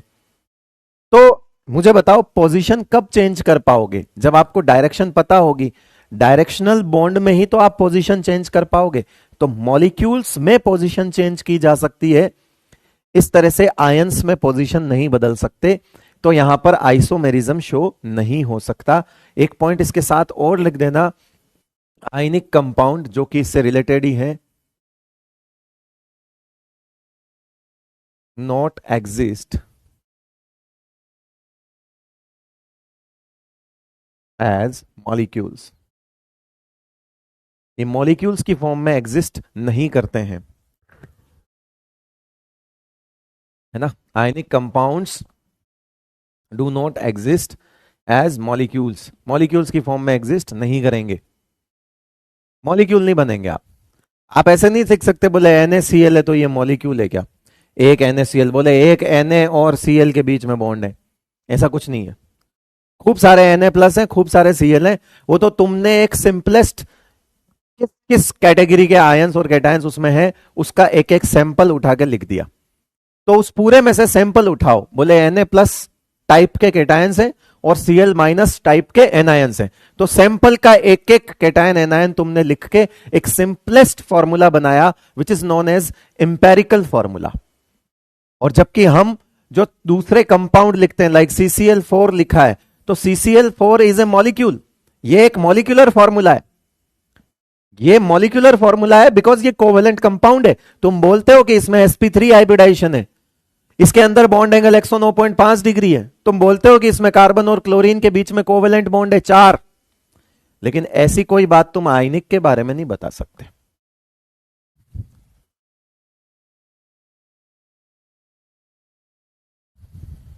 बात यहां तक क्लियर है बेटा? बात क्लियर है? तो आयनिक कंपाउंड्स आर पोलर। देखो पोलर अभी हम पढ़ भी रहे हैं, पीछे पीछे पढ़ भी रहे हैं, पीछे डाइपोल मोमेंट पढ़ा हमने और इलेक्ट्रोनेगेटिविटी भी पढ़ी, और हमने कहा देखो ए और बी के बीच में बॉन्ड है, बोले है। इसके ऊपर पार्शियल नेगेटिव, इसके ऊपर पार्शियल पॉजिटिव आ गया, बोले आ गया। तुमने बोला कि अगर ऐसा आ जाता है तो उसमें पोलैरिटी आ जाती है, बोले आ गई। पोलैरिटी आने पर परसेंटेज आयनिक कैरेक्टर, बोले बढ़ गया था। याद आ रहा है बेटा इलेक्ट्रोनेगेटिविटी? याद आ रहा है? याद आ रहा है? तुम कोवेलेंट बॉन्ड के अंदर आयनिक कैरेक्टर निकाल रहे थे, और किस बेसिस पे निकाल रहे थे कि उन पर आधा अधूरा प्लस माइनस आ रहा था। क्यों आ रहा था? डेल्टा En की वजह से। अगर इलेक्ट्रोनेगेटिविटी डिफरेंस था तो हमको यहां पे आधे अधूरे प्लस माइनस नजर आने लग गए थे, और अगर छोटे मोटे प्लस माइनस नजर आ रहे थे हम तब भी उसको पोलैरिटी में ले आए थे, तब भी हमने उसे बोल दिया कि ये पोलर हो गया। बॉन्ड, तब भी हमने बोल दिया कि इसके अंदर परसेंटेज आयनिक कैरेक्टर आ चुके हैं। अब आप उसके अंदर, मतलब ये पैदाइशी कोवेलेंट है तो इसमें परसेंटेज आयनिक कैरेक्टर आ रहे हैं और पोलैरिटी ही आ रही है।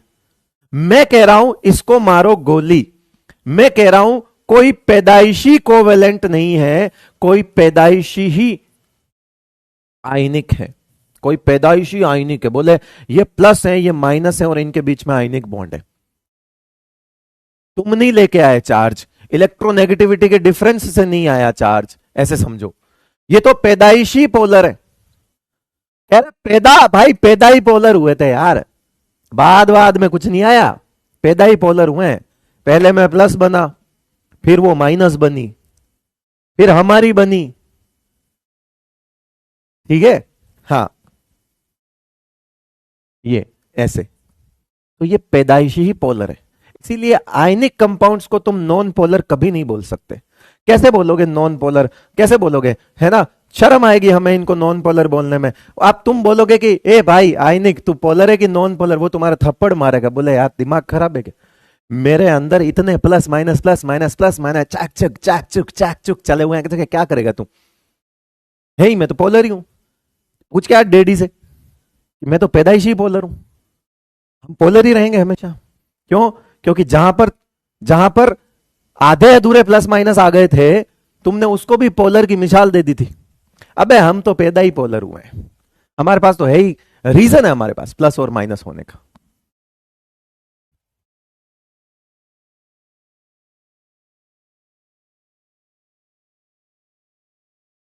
बात क्लियर है? तो याद रखना ionic compounds are polar and readily, मतलब फटाफट से जल्दी से सॉल्युबल हो जाते हैं। Polar solvents like water. Water क्या है? पोलर सॉल्वेंट है। अरे भाई वाटर पोलर सॉल्वेंट है क्या, ये बताओ पहले तो। ऐसो होए यो पानी, और यह पानी को अभी हम डाइपोल मोमेंट खाड़ियो, और डाइपोल मोमेंट यहां को नॉन जीरो आयो यहां पानी को, इसको मतलब है यो पोलर मॉलिक्यूल है।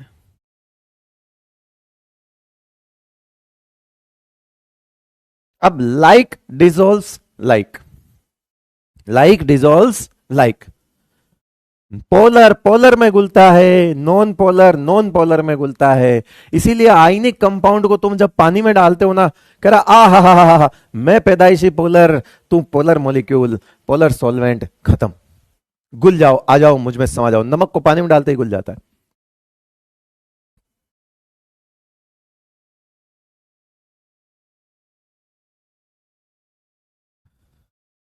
ठीक है भाई, अभी सीखा है ना, डाइपोल मोमेंट ही तो बताता है हमको, कोवेलेंट कंपाउंड में डाइपोल मोमेंट ये चीज बताता है कि वो पोलर है। लिया भाई, ओम फोम। इसके अलावा और क्या सीख सकते हैं हम, ये मेल्टिंग पॉइंट बॉइलिंग पॉइंट वाली बातें सीख लेते हैं।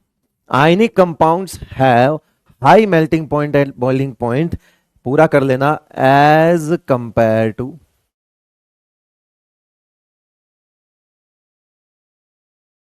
Covalent molecules.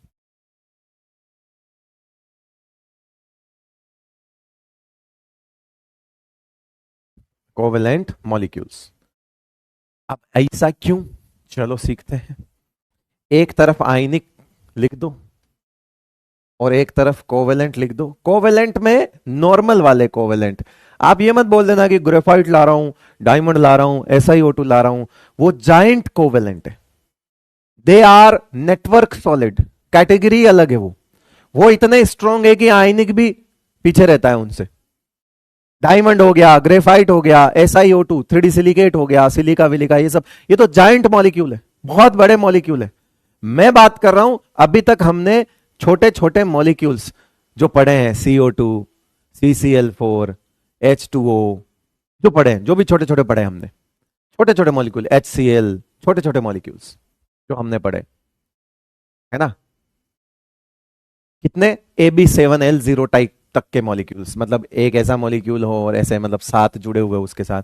ऐसा नहीं कि लगातार carbon carbon carbon carbon, diamond जो है वो डायमंड ऐसा होता है कि लगातार उसमें carbon carbon carbon carbon carbon carbon carbon खूब सारे बॉन्ड होते हैं। वो छोटे नहीं है। मॉलिक्यूल्स वो होते हैं जो एक नंबर ऑफ एटम्स के बाद रुक जाते हैं कि भाई ये 5 एटम्स का मॉलिक्यूल है, तो फिर अगला मॉलिक्यूल 5 एटम्स का और होगा। वो आपस में कनेक्टेड नहीं है। लेकिन डायमंड हो गया, SiO2 हो गया, इनके अंदर ऐसा कुछ नहीं है। इनके अंदर लगातार बॉन्ड है। इनके अंदर लगातार सिग्मा बॉन्ड है और सिग्मा बॉन्ड का एक लार्ज नेटवर्क प्रेजेंट है। ऐसे मॉलिक्यूल्स अलग चीज है, उनके मेल्टिंग पॉइंट बॉइलिंग पॉइंट की बात हम नहीं कर रहे हैं। वो वेल नोन होते हैं, वो सबको पता होते हैं, और वो जब सामने आते हैं तो हम उनके बारे में और भी बातें कर भी लेते हैं, ऐसी कोई बात नहीं है। तो अभी हम बात कर रहे हैं जो सबसे ज्यादा हम पढ़ते हैं कोवेलेंट मॉलिक्यूल, छोटे छोटे, उनकी बात करें। जैसे मान लो यहां पे एक HCl ले लिया मैंने, एक छोटा मॉलिक्यूल, फिर एक HCl ले लिया, ये भी एक मॉलिक्यूल, फिर एक HCl ले लिया, ये भी एक मॉलिक्यूल, फिर एक HCl ले लिया, ऐसे ये मॉलिक्यूल ऐसे जमे होते हैं कोवेलेंट में। H और Cl के बीच में जो बॉन्ड है वो तो कोवेलेंट बॉन्ड है, लेकिन HCl और HCl के बीच में जो बॉन्ड है वो वीक वंडरवॉल फोर्स है।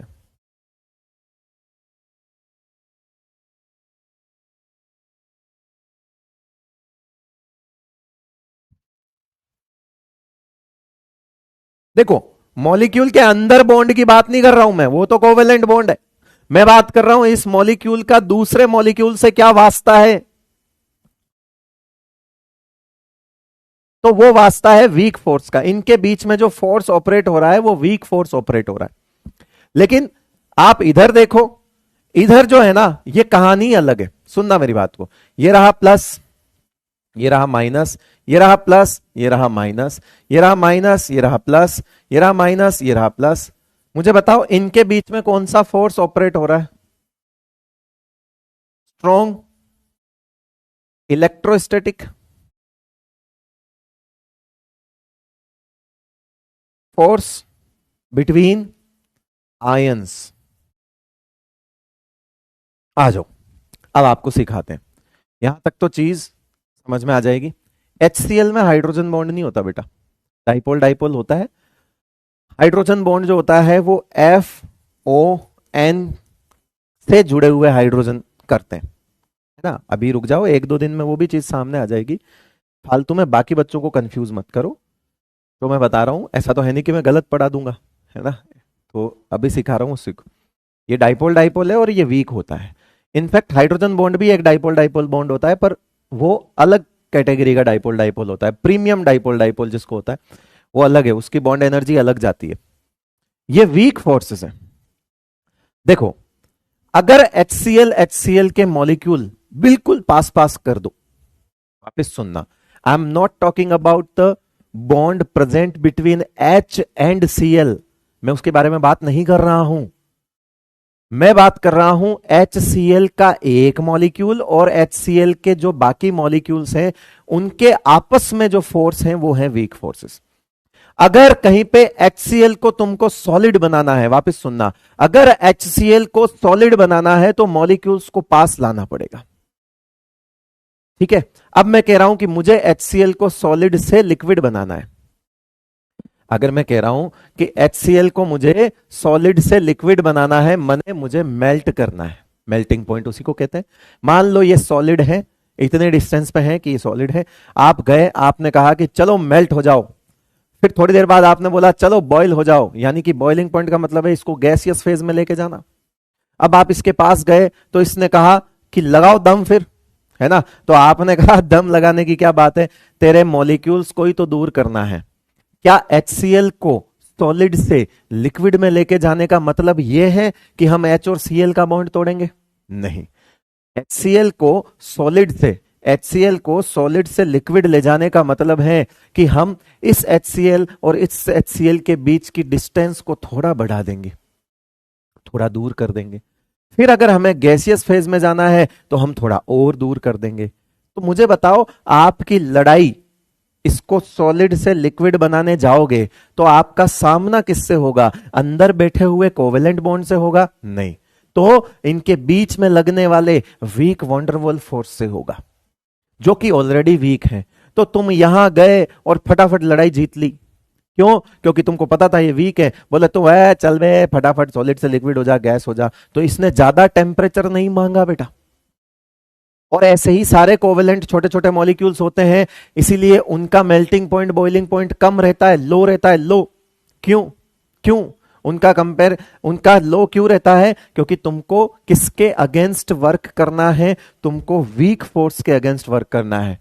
अगर तुम उसको सॉलिड से लिक्विड, लिक्विड से गैस बनाना चाहते हो तो तुम्हारी लड़ाई वीक पहलवान से है, कमजोर आदमी से तुम्हारी लड़ाई है, तो जीतोगे सही। और कमजोर आदमी से लड़ाई है तो काम फटाफट हो जाएगा, यानी कि कम टेम्परेचर पर ही चेंज हो जाएंगे। नेक्स्ट, इधर आओ।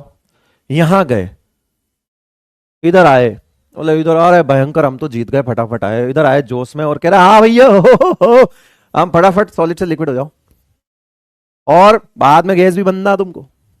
सॉलिड से लिक्विड हो जाओ, बाद में गैस भी बनना है, ठीक है। तो तुम इतना ही दम सोचते हुए इधर चले गए। इसने बोला चल बे पटकनी दे दूंगा अभी। क्या बोला? पटकनी दे दूंगा। तू आया है ना, वहां से आया है। उनके बीच में मॉलिक्यूल मॉलिक्यूल वाला कनेक्शन है, हमारे बीच में डायरेक्ट प्लस माइनस का कनेक्शन है। यानी कि हमें हमें अगर सॉलिड से लिक्विड करना चाहता है तो प्लस और माइनस के बीच की लड़ाई से लड़। यानी कि तेरे को यहां पे बहुत जोर मारना पड़ेगा, बहुत जोर मारना पड़ेगा। अगर तू मेरे को लिक्विड बनाना चाहता है तो प्लस और माइनस से सीधी लड़ाई है तेरी, लड़ दे भाई। वहां तो वीक फोर्स था, यहां स्ट्रॉन्ग फोर्स है। कह रहा गैस भी बनाऊंगा, बोले गैस भी बनूंगा, तेरे में दम है तो इतनी लड़ाई लड़ कि तू इलेक्ट्रोस्टैटिक फोर्स के खिलाफ लड़ सके। ऑब्वियसली ये दम, यहां पे दम ज्यादा लगाना पड़ेगा, बोले तो यहां पे टेम्परेचर ज्यादा देना पड़ेगा बेटा। इसलिए लिखा होता है ionic compounds have high melting point boiling point as compare to small covalent compounds. अब स्मॉल इसलिए बोल रहा हूं क्योंकि बेटा बहुत सारे जो बच्चे हैं वो ये बोल देते हैं कि sir diamond is also a covalent compound, फिर भी उसका मेल्टिंग पॉइंट बॉइलिंग पॉइंट सबसे ज्यादा होता है। क्यों? मैं बोलूंगा बेटा वो मॉलिक्यूलर फॉर्म में एग्जिस्ट नहीं करता, वो एक नेटवर्क सॉलिड है, नेटवर्क। आप डायमंड में ऐसे थोड़ी बोल सकते हैं कि 4 कार्बन का डायमंड है। डायमंड का कोई फॉर्मूला है तो बताओ, ग्रेफाइट का कोई फॉर्मूला है तो बताओ। नहीं है ना, वो तो लगातार नेटवर्क है, बड़ा सा जायंट स्ट्रक्चर है, वो एक अलग केस है। उनको बोलते हैं नेटवर्क सॉलिड, इनको बोलते हैं आयनिक सॉलिड, इनको बोलते हैं मॉलिक्यूलर सॉलिड। क्यों? क्योंकि ये मॉलिक्यूल्स के बीच में रहते हैं, छोटे छोटे छोटे छोटे। अब तक हमने मॉलिक्यूलर सॉलिड्स ही पढ़े हैं, अब तक हमने जितने भी कोवेलेंट कंपाउंड्स पढ़े हैं, है ना, वीएसईपीआर में, वीबीटी में, हाइब्रिडाइजेशन में, जब भी जो भी पढ़ा है वो सब कोवेलेंट सॉलिड है। ठीक है बेटा, क्लियर है? यहां तक चीज समझ आई? देखो आपको ये चीज, सारे बच्चों को मैं जानता हूं, मैं किसी बच्चे से अगर पूछो 10th क्लास में, उसको पता होता है कि आयनिक कंपाउंड्स का मेल्टिंग पॉइंट बॉइलिंग पॉइंट ज्यादा होता है, ये उसको 10th क्लास में पता होता है। फील आज किया होगा, ठीक है। अगर यहां strong electrostatic force of present present है तो यहां पे melting point and boiling point जो होंगे वो हाई होंगे। ठीक है बेटा।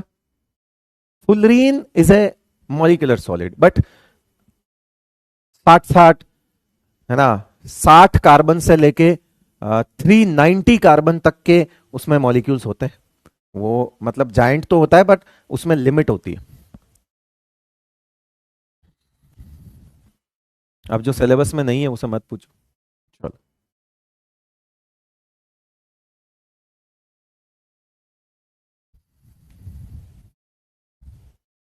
आज ही भाई,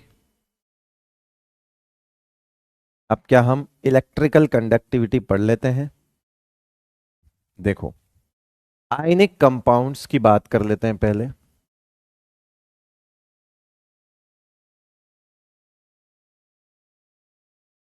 फिर कोवेलेंट कंपाउंड्स की बात करते हैं,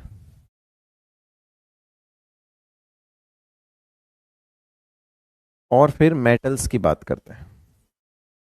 अब पढ़ना तो हमें सिर्फ आयनिक के लिए था, पर मैं आपको ऐसे ऐसे सवाल तीनों में करा दूंगा। इलेक्ट्रिकल कंडक्टिविटी की बात करते हैं। आयनिक कंपाउंड्स 3 स्टेट में ले लेते हैं, ठीक है। सॉलिड, तीनों के लिए कॉलम बन जाएंगे, सॉलिड, लिक्विड और यहां मैं एक्वस ले लेता हूं। देखो लिक्विड में और एक्वस में फर्क होता है। लिक्विड का मतलब होता है उसी चीज को लिक्विफाई कर देना, और एक्वस का मतलब होता है चीज को पानी में फेंक देना। तो aqueous form and liquid form में डिफरेंस होता है, ठीक है। हम दिमाग में जनरली लिक्विड का मतलब पानी आ जाता है, नहीं, ठीक है। पानी तो मिठाई का नाम सुन के भी आ जाता है, लेकिन बेटा बात वो नहीं है। बात ये है कि सॉलिड और लिक्विड, सॉलिड मने सॉलिड, लिक्विड मने इसी को लिक्विफाई करना है, और एक्वस मने इसी सॉलिड को पानी में फेंक देना है। दोनों चीजें अलग हैं, लिक्विड और एक्वस दोनों चीजें अलग हैं। आयनिक कंपाउंड्स में सॉलिड के अंदर आयंस प्रेजेंट है। लिक्विड के अंदर आयंस प्रेजेंट है। एक्वस के अंदर आयंस प्रेजेंट है। ठीक है, आयंस सब में प्रेजेंट है। कंडक्टिविटी के लिए क्या चाहिए? आयंस चाहिए। कंडक्टिविटी के लिए क्या चाहिए? चार्ज चाहिए। कंडक्टिविटी के लिए क्या चाहिए? चार्ज चाहिए। आयनिक बॉन्ड में तो आयंस है ही सही खूब सारे, लेकिन याद रखना कंडक्टिविटी के लिए चार्ज नहीं, चार्ज का मूवमेंट चाहिए। वापिस सुनो, चार्ज तो चाहिए बट ऐसा चार्ज जो घूम फिर सके, मूवेबल चार्ज चाहिए। क्योंकि अगर फ्लो नहीं होगा, चार्ज का फ्लो नहीं होगा तो करंट फ्लो नहीं होगा। अब चार्ज है सॉलिड के अंदर, आयंस हैं बट मोबाइल नहीं है, तो बताओ कंडक्टिविटी नहीं होगी। यहां पर ये मोबाइल है तो कंडक्टिविटी भी हो जाएगी। यहां पर ये मोबाइल है, बिल्कुल है, तो कंडक्टिविटी भी हो जाएगी। ऐसा एक सवाल आपने पढ़ा होगा कि sodium chloride is a bad conductor. Solid sodium chloride, solid sodium chloride, solid sodium chloride ionic compound है। Solid sodium chloride is a bad conductor of electricity. Reason sodium chloride में आयंस नहीं है, गलत। सोडियम क्लोराइड में ions हैं but वो mobile नहीं है, दे कैन मूवेबल नहीं है। मोबाइल मतलब चलना फिरना, मोबाइल होता है बेटा, है ना। मोबाइल का मतलब नहीं पता था? सीरियसली? जेन जी कौन सी जनरेशन है ये? पैदा ही मोबाइल की जनरेशन में हुए हो तुम, और तुम्हें मोबाइल का मतलब नहीं पता? तुम्हें मोबाइल का मतलब सिर्फ ओके जानू ही पता है क्या? है मोबाइल वही होता है जिसमें रील्स देखते हैं? नहीं भाई, मोबाइल का मतलब होता है चलने फिरने वाला।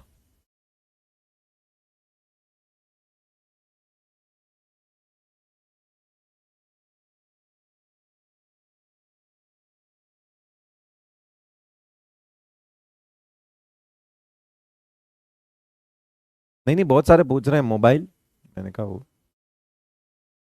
स्पेलिंग गलत है। बी तो लिखा है सब जगह, टी का है, टी तो नहीं दिख रहा मेरे को कहीं पे। तुम मोटाइल मोटाइल क्यों लिख रहे हो? चलो, जो मूवेबल थिंग्स होती है वो मोबाइल होती है। मोबाइल का नाम मोबाइल इसीलिए रखा गया कि तुम कहीं पे भी उसे ले जा सकते हो, मूवेबल है वो। ऐसा टेलीफोन जो मूवेबल हो तुम्हारे साथ, वरना पहले लैंडलाइन था, तार वाला। कोवेलेंट कंपाउंड्स की बात कर लेते हैं। कोवेलेंट कंपाउंड्स में अगर ये देखो, ये कॉमन है, सॉलिड, लिक्विड और एक्वस। अब यहां पर पे सॉलिड के अंदर आयंस नहीं है, मोबाइल तो छोड़ो, कंडक्टिविटी भी छोड़ो। HCl को सॉलिड मान लो तुम, HCl को सॉलिड मान लो तो आयंस नहीं है। फिर तुम HCl को लिक्विड बना दो तो भी आयंस थोड़ी बने, हटा दो। मोबाइल भी नहीं है, आयंस ही नहीं है, तो मोबाइल की बात ही नहीं आती, कंडक्टिविटी की भी बात नहीं आएगी। यानी कि जो कोवेलेंट कंपाउंड होते हैं वो ना तो सॉलिड के अंदर कंडक्टिविटी दिखाएंगे, ना ही लिक्विड के अंदर दिखाएंगे। हाँ, HCl को अगर तुम पानी में फेंक दो तो कुछ चार्जेस डेवलप हो सकते हैं और आयंस बन सकते हैं, और वो मोबाइल भी होंगे। और कंडक्टिविटी भी आएगी। तो यानी कि कोवेलेंट कंपाउंड जाकर सिर्फ एक्वस मीडियम में जाकर कंडक्टिविटी दिखा सकते हैं, सॉलिड लिक्विड में नहीं दिखाएंगे, है ना। यहां पे चाहे वो सॉलिड हो,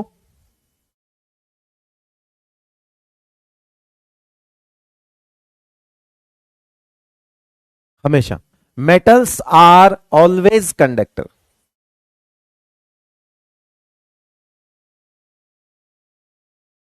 ड्यू टू फ्री इलेक्ट्रॉन्स। इसके अंदर फ्री इलेक्ट्रॉन्स हमने ऐसा पढ़ा था ना बेटा, कि ये रहा मेटल, दूसरा ये रहा मेटल, तीस ये ऐसे मेटल्स हम पढ़े। मेटेलिक बॉन्ड ऐसा होता है मेटल मेटल के बीच में, तो ये जो इलेक्ट्रॉन होते हैं ये फ्री स्पेस में घूमते रहते हैं। मेटल्स के पास हमेशा फ्री इलेक्ट्रॉन्स होते हैं, इसीलिए मेटल्स हमेशा इलेक्ट्रिसिटी के कंडक्टर होते हैं, चाहे सॉलिड लिक्विड गैस किसी में भी देख लो।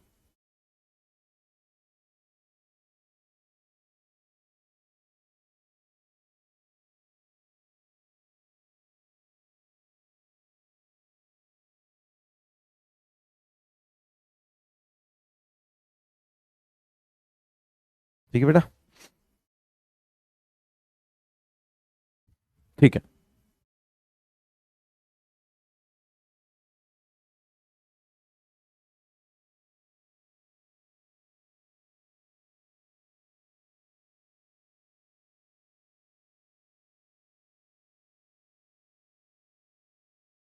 चलो नोट करो इसको, फिर आगे बढ़ते हैं।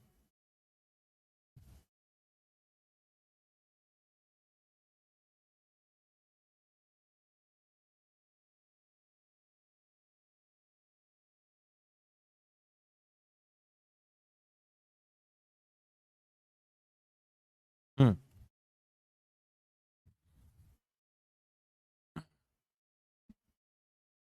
चलो भाई चलो, ये मोटाइल मोबाइल वाली माताफोड़ी बंद करोगे, है ना, या मैं आऊं फिर सजीव निर्जीव पे।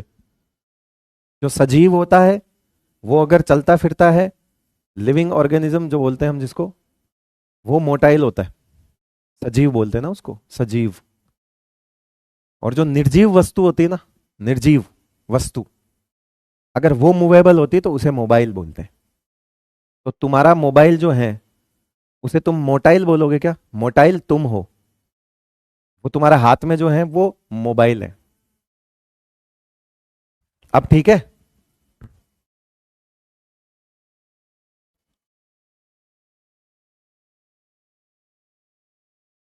बायोलॉजी क्लास पढ़ाऊं क्या, या सजीव निर्जीव पढ़ा रहा हूं क्या मैं, जो मोबाइल मोटाइल कर रहे हो कब से?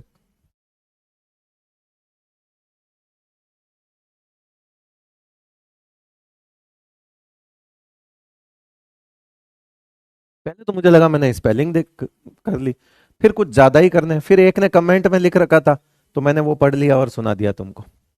हाँ हाँ हाँ। चलो, ज्ञान कहीं से भी ले सकते हैं। एक सवाल लिखो,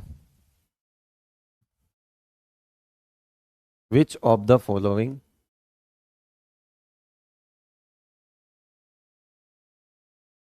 pair of species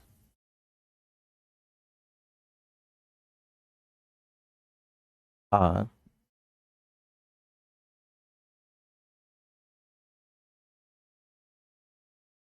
conductor of electricity.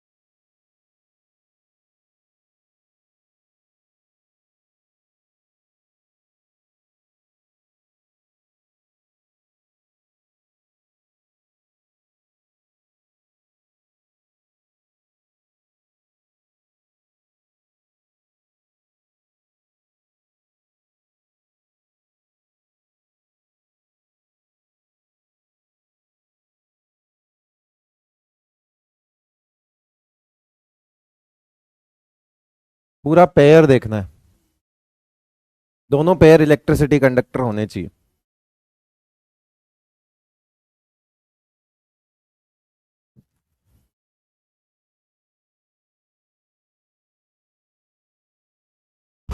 लिखते टाइम नहीं बोल रहा था तो कह रहे हैं नो वॉइस। इतना हाइपर क्यों होते हो तुम रिएक्शन के लिए? ये जनरेशन इतनी ज्यादा हाइपर रिएक्टिव क्यों है? मतलब इतने जल्दी रिएक्शंस क्यों लेके आते हो तुम लाइफ में? मतलब पेशेंस क्यों नहीं है तुम में? इतना जल्दी रिएक्शंस क्यों देते हो तुम? मैं सिर्फ इसकी बात नहीं कर रहा हूं, तो हर जगह ऐसे हो तुम। हर जगह ही ऐसे हो तुम। छोटी सी लड़ाई होती है तुम ब्रेकअप कर लेते हो। अच्छा, सबसे बड़ी बात है, ब्रेकअप करते ही दूसरे से पैचअप कर लेते हो। Reaction, quick reaction. 2 से 3 दिन भी नहीं लगते तुमको। तुमको अपनी फीलिंग्स शेयर करने के लिए दूसरा बंदा हाथों हाथ चाहिए या दूसरी बंदी हाथों हाथ चाहिए, लड़का लड़की में दोनों की बात कर रहा हूं। तुरंत बोले जल्दी हटाओ, ये हटाओ दूसरा लाओ, ये हटाओ दूसरी लाओ। इतना जल्दी रिएक्शन क्यों है तुम्हारी लाइफ में? मुझे समझ नहीं आता।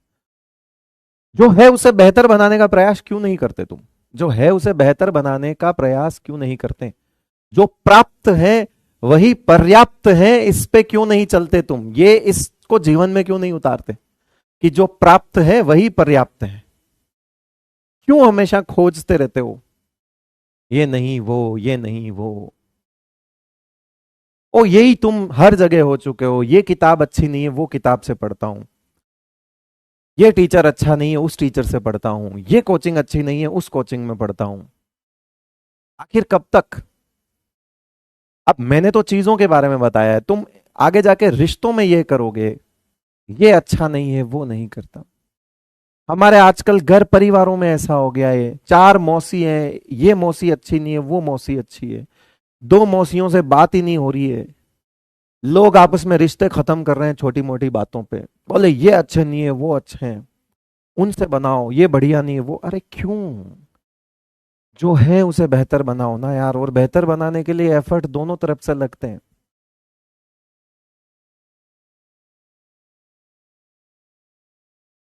दोनों जो है वो कंडक्टर होने चाहिए। तो हमारे पास ये लो, 71% लोगों ने आंसर सही किया है, बहुत अच्छी बात है। लीडर बोर्ड, मलिक मोहसिन बहुत बहुत बधाई। स्वर्ण, बहुत सोना हो गया रे मलिक तेरे पास तो है। कभी लगान के तौर पे जमा करा बे, इतने मेडल जीत गया सोने के तू। आदित्य शर्मा चांदी वाला है। व्योम मीणा कांस्य वाला है। उज्जवल कुमार, उज्जवल कुमार एक पेन मिल गया होगा तुमको। आदित्य शर्मा इंस्पायर्ड बाय विराट है, इसकी फीस भी विराट कोहली ने जमा कराई होगी। नील राजभर, साहिल रजा, नील बोलेंगे इसको, कैसे बोलेंगे, नेल। और गौरव वर्मा, तनुष शाहू,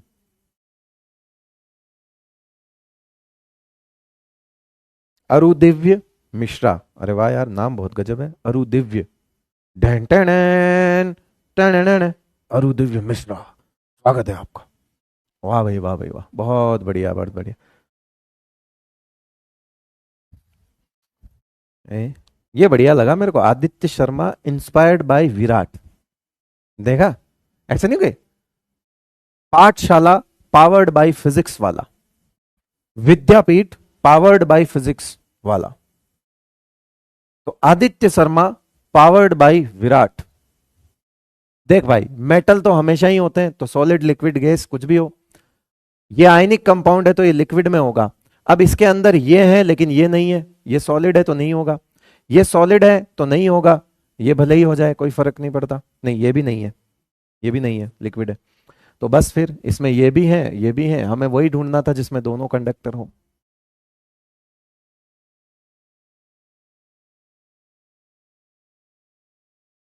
समझे बाबू? बाबू समझे इशारा, दिल ये पुकारा, ओम पोम पोम।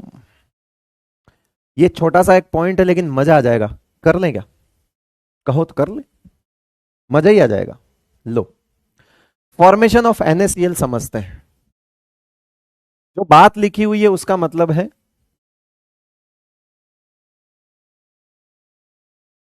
NaCl सॉलिड का फॉर्मेशन कैसे होता है, उससे हम ये बात समझेंगे। बात क्या लिखी हुई वो सुन लो।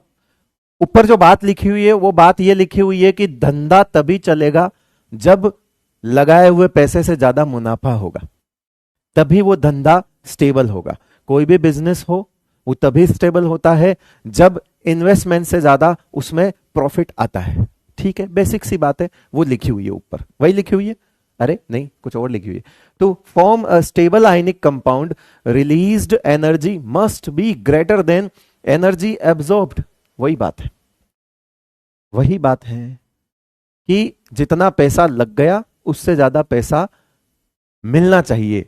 तो मैंने बिजनेस की बात करी, अब यहां पे इसकी कंपाउंड की बात कर रहे हैं तो एनर्जी के टर्म्स में बात करेंगे कि मान लो 1000 एनर्जी लग गई, लेकिन जब कोई कंपाउंड बनेगा तो खर्चा आया 1000 रुपए का, लेकिन उस कंपाउंड के बनने पर अगर 2000 एनर्जी रिलीज होती है तब हमको 1000 एनर्जी फायदे में मिलेगी, तभी हमारा कंपाउंड स्टेबल होगा। ठीक है, गलत तो बात नहीं बोली थी। मैंने धंधे की बात करी, इन्होंने आयनिक कंपाउंड की बात करी, सेम सेम। ठीक है बेटा, सेम सेम है। आओ आगे, अब इसको समझते हैं, NaCl से समझ लेते हैं। आ जाओ। NaCl में, NaCl के लिए देखो देखो, दूल्हा चाहिए हमको सोडियम प्लस और Cl माइनस हमारी दुल्हन, और इन दोनों से हमको NaCl बनाना है। ठीक है भाई, चलो इनके गुलू गुलू करवाना है हमको, करवा लेते हैं। आ जाओ बेटा। तो सोडियम हमको फ्री स्टेट में मिलता है, मेटल है मान लो, तो हमको सॉलिड की फॉर्म में नेचर में मिलेगा। पहले दूल्हे की तैयारी हो रही है। देखो दूल्हे के तैयार होने में ज्यादा नाटक नहीं होते बेटा, फटाफट हो जाता है। मुंह धोया, सरसों का तेल लगाया, चल दिया मुंह पे। ठीक है बेटा, तो ये लो, ये सॉलिड है और यहां हम पहले इसको सब्लिमेशन एनर्जी देंगे। मतलब इसको बोलेंगे कि भाई तू गैस बन जा। कहता क्या बात कर रहा है, दुल्हन मिलेगी? कर मिलेगी, तो गैस बन जा। बोले बन जाता हूं। बोला अब इसमें से एक आयोनाइजेशन एनर्जी करके यार तेरे में से एक इलेक्ट्रॉन निकाल के तुझे Na प्लस गैस बना देते हैं। बोले बन गया, दूल्हा रेडी है, अब इंतजार सिर्फ दुल्हन का है। ठीक है, sublimation is transforming any substances from solid to direct gas. Liquid नहीं लाना है बीच में, करो खट्ट देसी के, ऐसा टेम्परेचर दे कि हवा हो जाए एकदम, है ना, खट्ट देसी के। तो अगर किसी सॉलिड को खट्ट देसी के गैस में बदलना हो तो खट्ट देसी के, तो वो होता है झम से। कैसे? झम से। सॉलिड को झम से गैस में बदल दें, लिक्विड ना आने दें, उसको बोलते हैं सब्लिमेशन एनर्जी। बताओ सॉलिड के अंदर, चलो इसकी बात बाद में करेंगे, पहले आ जाते हैं, अभी हम दुल्हन तैयार करेंगे। भैया गए, भैया दुल्हन तो कहते हैं हम तो इसकी फॉर्म में मिले, पहले ही गैस होती है रूम टेम्परेचर पे, Cl2 गैस है, Cl माइनस चाहिए हमको, तो Cl2 गैस है। बोले यार ये तो दो दो दुल्हन है। बोले हमें कितनी चाहिए? बोले एक ही चाहिए, दो दो से थोड़ी काम चलेगा। तो बोले कि एक काम करो, इसके बॉन्ड तोड़ो। क्या बोलोगे? बॉन्ड तोड़ो इनके। बोले इनके बॉन्ड कैसे तोड़े? बोले इनके बीच में बॉन्ड है। अच्छा, बोले हाँ। बोले इसके बॉन्ड तोड़ो। बोले तोड़ो। ये बॉन्ड तोड़ने के तुम्हारे 10 रुपए लग गए मान लो, तो 2 दुल्हन फ्री हो गई तुम्हारी। अरे भाई यहां पे 2 Cl को तोड़ने में तुम्हारे को 10 रुपए लगे, तो हिसाब में तुम आधा हिसाब ही जोड़ोगे ना, 10 रुपए नहीं जोड़ेंगे, 5 ही रुपए जोड़ेंगे, क्योंकि हमें एक ही चाहिए। ऐसे समझो, हमें कितनी चाहिए? एक। तो अब ये तो दोनों अलग हुई ना बेटा, अब 10 रुपए तो दोनों के लिए लगे, हमें अगर एक चाहिए तो हिसाब में 10 नहीं जोड़ेंगे, 5 रुपए जोड़ेंगे। इसलिए हमेशा लिखा होता है हाफ बॉन्ड डिसोसिएशन एनर्जी, क्योंकि हिसाब एनर्जी जो जोड़नी है हमें वो एकदम सही जोड़नी है। एनर्जी का हिसाब किताब कर रहे हैं हम यहां पे, एकदम सही जोड़नी है। हाफ बॉन्ड डिसोसिएशन एनर्जी लिखा है। अब जैसे ही हाफ बॉन्ड डिसोसिएशन एनर्जी लिखा हमने, अब यहां मैं एक ही Cl लिखूंगा और वो गैस बन गया। चलो भैया इसको खिलाना पड़ेगा इलेक्ट्रॉन, इसकी इलेक्ट्रॉन एफिनिटी करनी पड़ेगी, और यहां बन गया ये Cl माइनस, ये गैस हो गया। दुल्हन रेडी। दुल्हन क्या हो गई बेटा? रेडी हो गई। दूल्हा भी रेडी, दुल्हन भी रेडी, एकदम परफेक्ट काम हो गया। अब ये गैस, ये गैस, ये माइनस, ये प्लस। चलो भैया अब आ गया फेरों का वक्त, अब फेरे कराने पड़ेंगे। बोले इधर आओ। बोले आ जाओ। इनको जोड़ दो।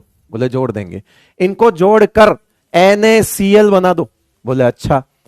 तो बोले कि सॉलिड बनाना है, सॉलिड, तो कोई बात नहीं, तो गैसियस आयंस को आपस में जोड़ेंगे और सॉलिड बनने तक वेट करेंगे, और फिर इसमें जो भी एनर्जी रिलीज होगी उसे लैटिस एनर्जी कहेंगे। उसे क्या कहेंगे? Lattice energy. ये एक्सोथर्मिक प्रोसेस होगा। अरे भाई, ये दोनों जाके लैटिस ही तो बनाएंगे, ये प्लस ये माइनस, ये प्लस ये माइनस, ऐसे ही तो जुड़ेंगे ये सब, plus minus plus minus plus minus, ये लैटिस एनर्जी बनाएंगे। तो यहां भी एनर्जी रिलीज होगी। क्यों होगी? सुनो, पहली चीज, ये प्लस है ये माइनस है, गुलू गुलू होगा, गुलू गुलू में एनर्जी रिलीज होगी। प्लस ये गैस है, और गैस से सॉलिड में आ रहे हो तो भी एनर्जी रिलीज होगी, क्योंकि गैस दूर दूर, सॉलिड बनेंगे तो पास पास आएंगे, अट्रैक्शन बढ़ेगा तो एनर्जी रिलीज होगी। तो कुल मिला के इनके मिलने से भी एनर्जी रिलीज हो रही है, और इनकी स्टेट चेंज होने से भी एनर्जी रिलीज हो रही है। तो वहां पे जो एनर्जी रिलीज होगी उसे क्या बोलेंगे हम? Lattice energy. क्या होगा बेटा? उसको क्या बोलेंगे? Lattice energy.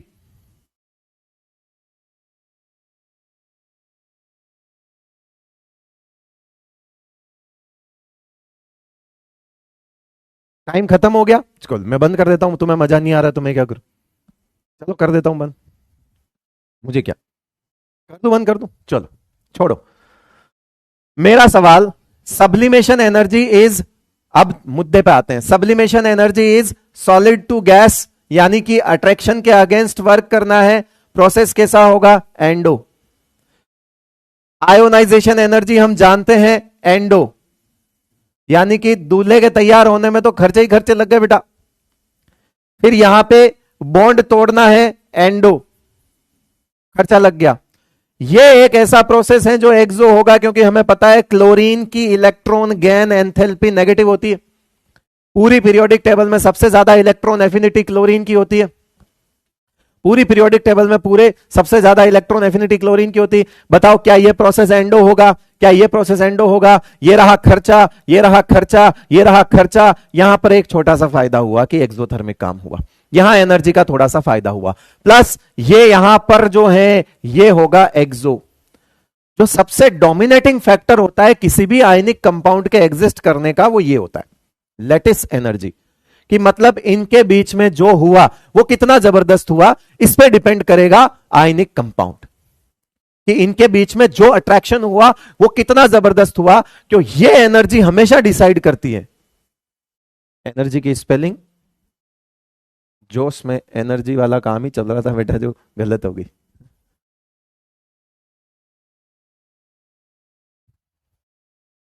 जोश में होश खो बेटा।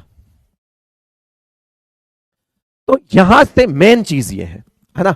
लेकिन फिर भी आपसे पूछा जाए कि इस धंधे में, इस बिजनेस में कब फायदा होगा? जब एक्सो प्रोसेस ज्यादा हो और एंडो क्या हो? कम। नंबर में बात नहीं कर रहा हूं, in terms of energy, in terms of value, in terms of. अब आप बोलोगे endo endo endo, 3 process endo हो गए, 2 ही प्रोसेस एक्सो हैं, तो सर एक्सो ज्यादा कैसे हो गया? तो मैं कह रहा हूं कि जो बात मैंने ऊपर लिखी हुई है, अब मैं इसको आपको समझा रहा हूं। To form stable ionic compound,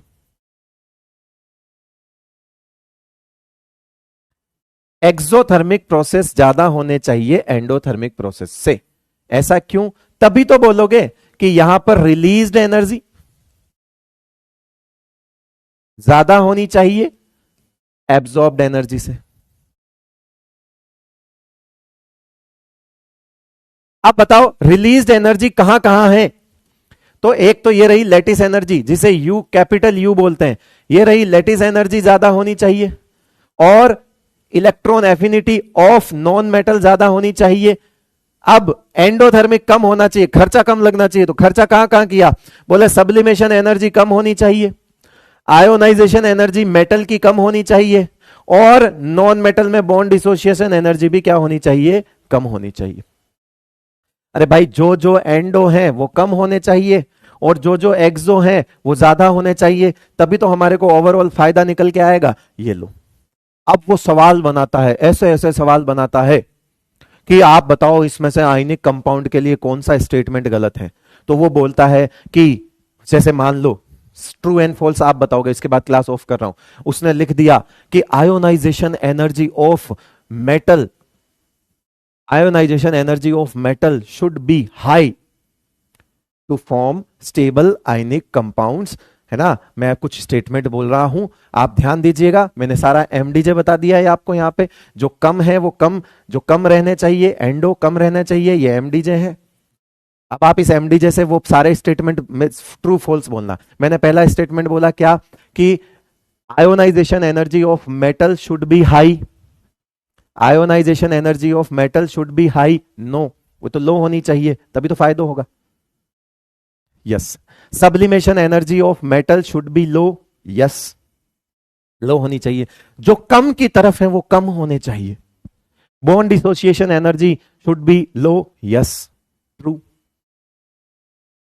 electron affinity of non metal should be low, no, false, वो तो ज्यादा होनी चाहिए, एक्सो है। Lattice energy must be low, गलत, एग्जिस्ट ही नहीं करेगा लेटिस। लेटिस वो क्रिस्टल लेटिस, याद आया, प्लस माइनस, वो जब बनता है तो एनर्जी रिलीज होती है। और ये लेटिस एनर्जी की ही डेफिनेशन हम कल वाली क्लास में शुरू करेंगे, कि हमने लेटिस एनर्जी यहां पे समझ लिया कि ये लेटिस एनर्जी कब बनती है, जब एक मोल सॉलिड बनता है, आयनिक सॉलिड बनता है अपने गैसियस कंस्टिट्यूएंट आयन से। दो तरीके से इसको सोच सकते हैं कि भैया गैसियस कंस्टिट्यूएंट आयन से जब एक मोल सॉलिड बनता है तो उसमें रिलीज होने वाली एनर्जी को लेटिस एनर्जी बोलते हैं। उल्टा भी सोच सकते हैं कि एक मोल सॉलिड आयनिक कंपाउंड को उसके गैसियस कंस्टिट्यूएंट्स आयंस में तोड़ने के लिए दी जाने वाली एनर्जी लेटिस एनर्जी होती है। भाई तोड़ने के टर्म्स में देख लो, बनने के टर्म्स में देख लो।